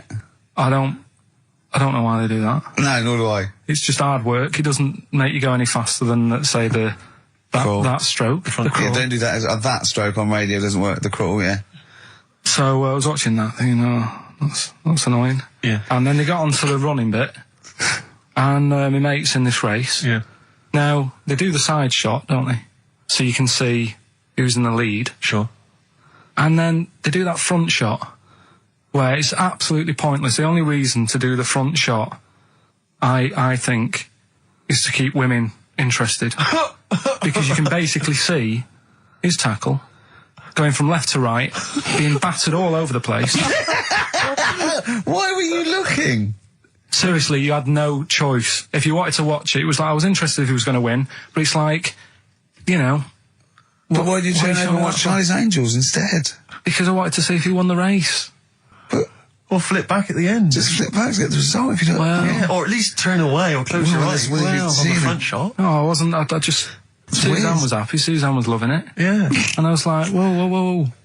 Yeah. Just go to the other shot. But they were showing you the front shot and running along there. They could have just shown the top half, but they didn't. Sure. It was there. It's just heads moving along at 25 miles an hour. Yeah. Well, I think you're meant to see the running, the actual legs moving. It's athletics coverage, isn't it? It's not like... But they don't show you a shot from behind. Did you want that? Oh, no, I didn't want that either. It sounds like you were disappointed. Yeah, play a record. What are we having? Better Radiohead? Yeah, be brilliant, wouldn't it? Did you say Nime at one point? 104.9? Did I? Other than that, it was Again, textbook. Yeah, a desperate attempt at being articulate. Sure. But let myself down. With your See, this is the good thing about the boxing thing, because there's no chance of me, slurring fool the of words. yourself? No. I already slurred my words. Yeah, so no one, any damage will be totally fine. Yeah. Oh, the doctor's dear. rushing in. I think there might be some kind of concussion. Jane just going, no, that's just the way he talks to me. But because I'm thinking maybe, did you start the show with that particular kind of manner? Just because obviously a lot of new listeners, I imagine, thanks to the massive poster campaign, and you obviously want to impress them and charm them. There's a few examples today of irony coming back and biting you. Yeah. That seemed like a funny idea at the time, me posing that up. But Jonathan Ross phoned me up when they first went up and he said, I've just seen a big poster of a predatory gay. Yeah, you do look a little bit. Hello, and what's your name? Would you like to sit down here? And then you're in the background. And also, I think the funny thing about having you as a partner, I mean, the only good thing is that you look weird and tall, like too freakishly tall and lanky. Oh, yeah, but in that one, no, because your background and you're smiling, you don't look as weird as you do in real life, or as freakishly tall. So it sort of ruins it a little bit for me. Look. Pilkington, what are you He's doing? not listening. He's just opening a packet. What are they? McVitie's. See, we should mention them. We get some free ones if anyone at McVitie's are listening, because we're not getting the perks of this. Nothing. I'd say I'm not getting anything. I really got in this game for the ladies, for the money, for the voiceover work. Certainly, I'm seeing hide and hair of that. But you're not getting the voiceover work because Jethro's getting all the parts that you might get. Yeah, sure. Yeah. Okay, Rick. Yeah. You were the voice of what? The drink driving campaign? You sound like a man who was run over in a drink drive incident. I mean, dear. it's like you don't drive. Yeah, but I didn't get any money for that, you did drink I? Oh, did I? I can't remember. It's like, I mean, talk I don't about drive, yeah. Well, that's good, I don't drive. No, it said don't drink and drive, so I've chosen just to drink. At least I can formulate sentences using the English language, and I'm not getting the voiceover work. The English language of the 14th century. Well, it's better English language and English language. Rather than whatever kind of Middle England language you speak, the language of the hobbits. All right, Carl. Alright. See, you're eating a biscuit. I can't believe it. Are you bored with this already? Do you know what? MTV called me last week. They called me again yesterday and said, when can they come down to do they're coming down next Saturday, by the way, to do a little screen test for you. They're going to sort of just film you with a little camcorder. You said this. They're going to film you. Are you alright? Do you want to, are you hungry? Do you want to go out and have a meal? I can't believe you're eating while I'm on air. No one can hear that. Do you know who I am? No one can hear that. Explain who I am. Well, that's Ricky Gervais, right? He's made his name on TV. Yeah. Okay, he's done any number of corporate gigs, and they pay silly money. So, I mean, this guy's earning, and really earning beyond his talent. All right? So I think I deserve a little bit more than a little mank eating a biscuit while I'm talking. Rick Gervais? Yeah. Have you won a BAFTA? Yeah, too. All right, so Yeah. just a little bit of respect. Yeah. Yeah. Carl, Well, what have you won? What have you won? I got a bronze certificate for doing a full week at school. That's great. It was only a bronze. What's that then? 3 out of 5 days. And I got me a little Crusaders badge, if you remember. What's the little Crusaders badge? The Crusaders badge for the religious club.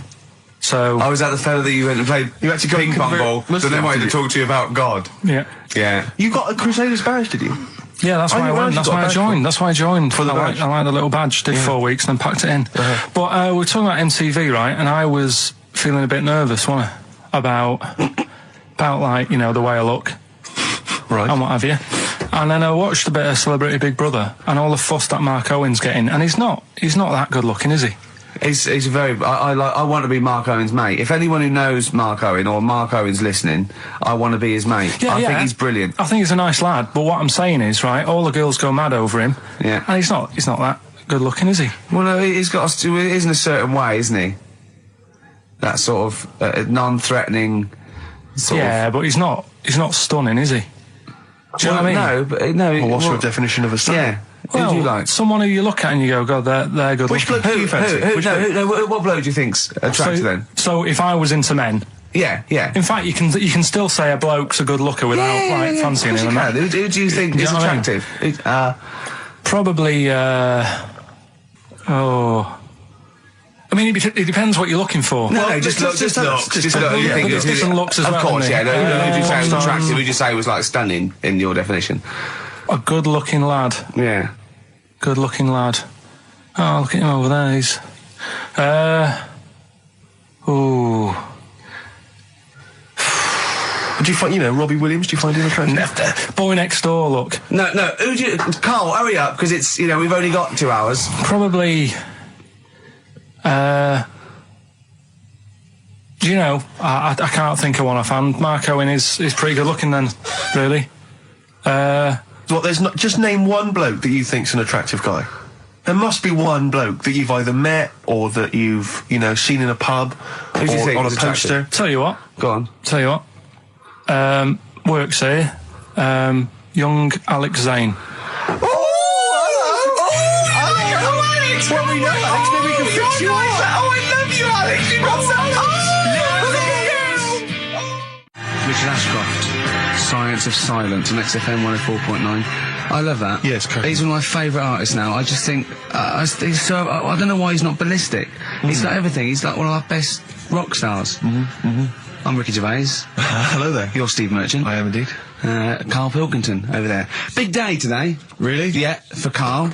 He hasn't been looking forward to it. He's been whinging in the week. A couple of things. He thinks he's overworked. He thinks he's overworked here, and he's stressed, and he's got to do DIY. MTV are coming in, right, to give him the chance of his a lifetime to do just a little screen test, and he's going, well, I'm not going to look good, am I? They're not going to have a why. He said, well, I've got a round head and I'll be wearing headphones.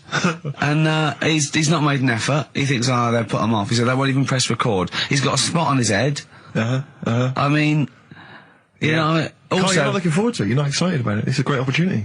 Why is it a great opportunity? To get on MTV? No, but... Look, money for all... Yeah, but look what's happened to people like Jeremy Speak, or whatever his name is. And all Jeremy that. Speak, yeah. Yeah, and... yeah, slightly different. Why is it? Well... See? You're making it in the industry, and you've got something to give. He happened to be around when they were filming an airport. Well, do you see the difference? Alright, the other one then, who's on a boat. Same thing, although at least she had a skill. She had a skill, she can sing, Well, it's just... I think it can all go wrong, do you know what I mean? Well, of course it can. So can sitting in your little room moaning about nothing happening in the world. He wanted to stop educating Ricky because nothing happened. He said, look what happened last week. I scoured the net. He said, all I found was a dog in a car wash and a parrot and a vicar. Right? I'll tell you what, there ain't much more going on this week. Well, you're talking... listen, me and Steve, yesterday, we took a day off to prove you wrong, and we've come up with 2 of the most incredible things I told you about, and they're amazing. So there are things out there, always, but just go for truth. Go for truth and science and discovery. Fact is stranger than fiction. You don't have to revert to sort of like God and ghosts. I know, yeah. Do you know what I mean? But the funny thing is, like... last couple of weeks I've been saying there's not much going on. Yeah. I found out when I was looking that there was a day in 1930, right? It was a Good Friday. There was no news. There was nothing going on. They had to put a music video on or something on the telly because there was nothing going on. Play a record. We're going to play some classic tracks today. This is Debaser. Pixies, Debaser. I was looking forward to playing that. Came and said, Carl, I'll play that. I was looking... he put it on.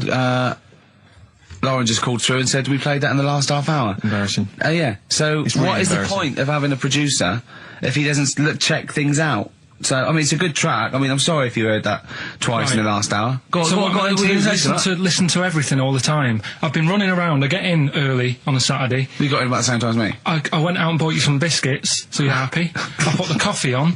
Yeah. I've sorted what prizes we're going to give away. I've been running to the library getting you certain tracks. Yeah. I can't listen all the time. I'm doing my best. Well, I'm not sure it's good enough. I mean, I'm worried when MTV come in, if they've heard this kind of shoddy production, they're going to start to wonder what MTV play the same songs every 5 minutes anyway. Sorry, are you sort of overworked because you were on Zoe Ball show talking? Oh, hello, what's going on here? Well, I was he was exclusively on our show. No, I was in the car. I seem to remember, Rick, he was a nobody that got a chance to come on air and talk about that. And guess what he was getting auditions for MTV? Guess what he was talking about on Zoe's show? Oh, hello. All the jellyfish stuff and all that. About Can't believe it. Recycling material that you've done on this show. I phoned in, right, and I went, stop doing material as Zoe's boy. He just hung up on me. Well, I had a job to do. Who do you think you are? Your ego has just gone through Hang on a minute. What? I had a job to do in the week. They asked me to drive the desk for Zoe, right? They didn't say talk. Zoe, if she talks to you, you can't just ignore her. Yes, you can. Well, you Who can't. is she? Who does she think she is? You made a promise to us, a pact, that you were our kind of monkey. Yeah. What can I do? If someone takes time off, I've got to do it. It's my job. Yeah, but you don't have not to your talk. job. You don't have to use... You're the head of production. We've given you this special gig. This is like taking you out weekends. Yeah, And exactly. you know, if we find out you're getting too much excitement in the week, we'll have to just calm it down. Well, Get another little... well, that's it now anyway. It was only last week. I feel like kind of solid. I feel betrayed. It's like you were having an affair behind our back. Yeah. And you rumbled He it. was doing all the stuff. He was doing all this like, oh yeah, jellyfish and this, jellyfish Yeah, because that. she was asking, and I thought it was a good way of promoting this show, actually. Oh, did you mention the show? Yeah, I did at some point. Did you? What did you say? I just said more about that on Saturday afternoons. So you talk twice. I only heard you talk once. So you're talking all the time. Well, about 5 times in the week. In the full week, 5 times. Deary Right. me. And one, it was just stuff. You that could they never be did. a monk, could you? Chatting away all the time. Right, what have we got? I blame ball as well, to be honest. I feel ball's slightly responsible for it. Right. Have you done a business degree or anything? Have you? Commerce. You did commerce. Where did you do that? What did you do with that? At school, I'd learned how to fill out a cheque, pay a bill, and I think I had a trip round Kellogg's.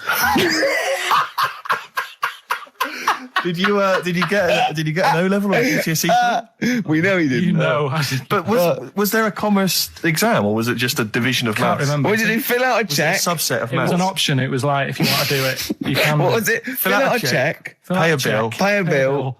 Have a visit round Nip round Kellogg's. Kellogg's, and I saw my sister's boyfriend there at the time. He sorted me out with some variety packs. Really? What was in them? You know, Rice Krispies and Good stuff. Cocoa Pops. Space Dust or whatever it is. Space Nuts. So, sorry, that wasn't Ken Dodd, no. No. That was someone else, was it? That was an aunt. That was it, yeah. That wasn't Special K. Oh dear. What about this then? Home Secretary David Blunkett admits that muggers rule some streets. Weird this, because when I was out with you, I don't believe it's going to be weird. Whatever you say, no, Carl. Go on. when we were in that pub that night and we got talking about muggers and that, the tip is what I tend to do, because I nearly got mugged once. Act You mental. what? You nearly got mugged once. I nearly got mugged. Yeah. But I tried this technique of acting a bit mental. Right, and how did you act mental? Well, this guy wanted me trainers. And I was in Piccadilly Gardens in Manchester. It was quite late one night. And he come up, he said, I want them trainers. I said, you want them? I said, I worked hard for these. He said, how dare you come to me asking? And I got a bit livid. And he looked at me like, oh my God, he's got a right one here. And he left me. Were you acting mental or were you just mental? No, I put it on a bit. Were you not petrified though? Well, you don't think about it, do you, when you're sort of in the eyes of danger? Well, not you, clearly, you're a brave man. So what did you say? I just went a bit mad. I just kind of, because he said he wanted the trainers and they were dear ones at the time. And I just, no, you're not having these. So I've crafted you. I said, I wanted these trainers. Yeah. And, went on to telling how I work at printers and I don't enjoy it. And, I put in all these hours and that and I have to cycle home for about 5 miles. And Did he give you his trainers? Yeah. Did you have a knife or I anything? just left. No, it didn't get that violent. Well, that's very brave of you, Carl. Yeah, it's That's good. good advice, though. Just act mental. See, Watts actually tried it the other night. Oh, Liza Minnelli. Yeah. Well, she said, I've worked hard for these diamonds. Yeah. Not easy being the daughter of Judy Garland. You don't know what it's like. You know a lot about paying bills and writing out checks. Yeah. Tell us about Kellogg's. What was it like? What was in the factory? Was it just like squashing bits of corn? And Pretty boring, really. Just loads of conveyor belts, boxes of cornflakes everywhere. Just what you imagine. yeah. I So don't is know it what more, we're meant to this learn is where from you it. might be working? This is where you're likely to work if you Possibly. leave There was school. 2 trips. There was that and the trip to Manchester Evening News. Okay. And I left that early because I had a job in Cordon Bleu. In Kellogg's. Cordon Bleu, what's that? It's like a supermarket. Yeah? And I had to leave the trip early and the teacher went mad saying they'd thought I'd got lost on the, in the building and stuff. What, you It didn't caused tell a anyone? uproar. No, because it was like day 2 of working in this supermarket and I couldn't be late. I thought by the time I explain where I've got to go and everything, I'll be even later. Sure. So I just left, and then apparently they were searching the building and everything for me. Oh, I were was you? stuck in a printer.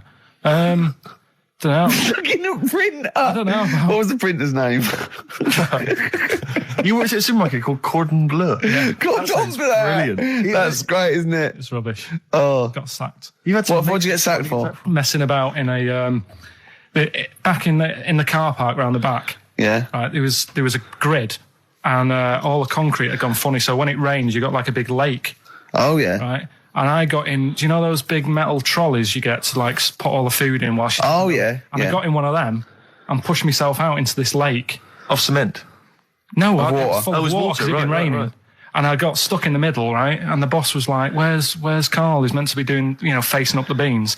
And I was like, And you were stranded in a lake. So someone said, I saw him messing about out the back. He came out and saw me stuck in the middle of this lake in a trolley. And he said, get back in. I said, would you say, no, I'm filming sharks? I said, it's too deep.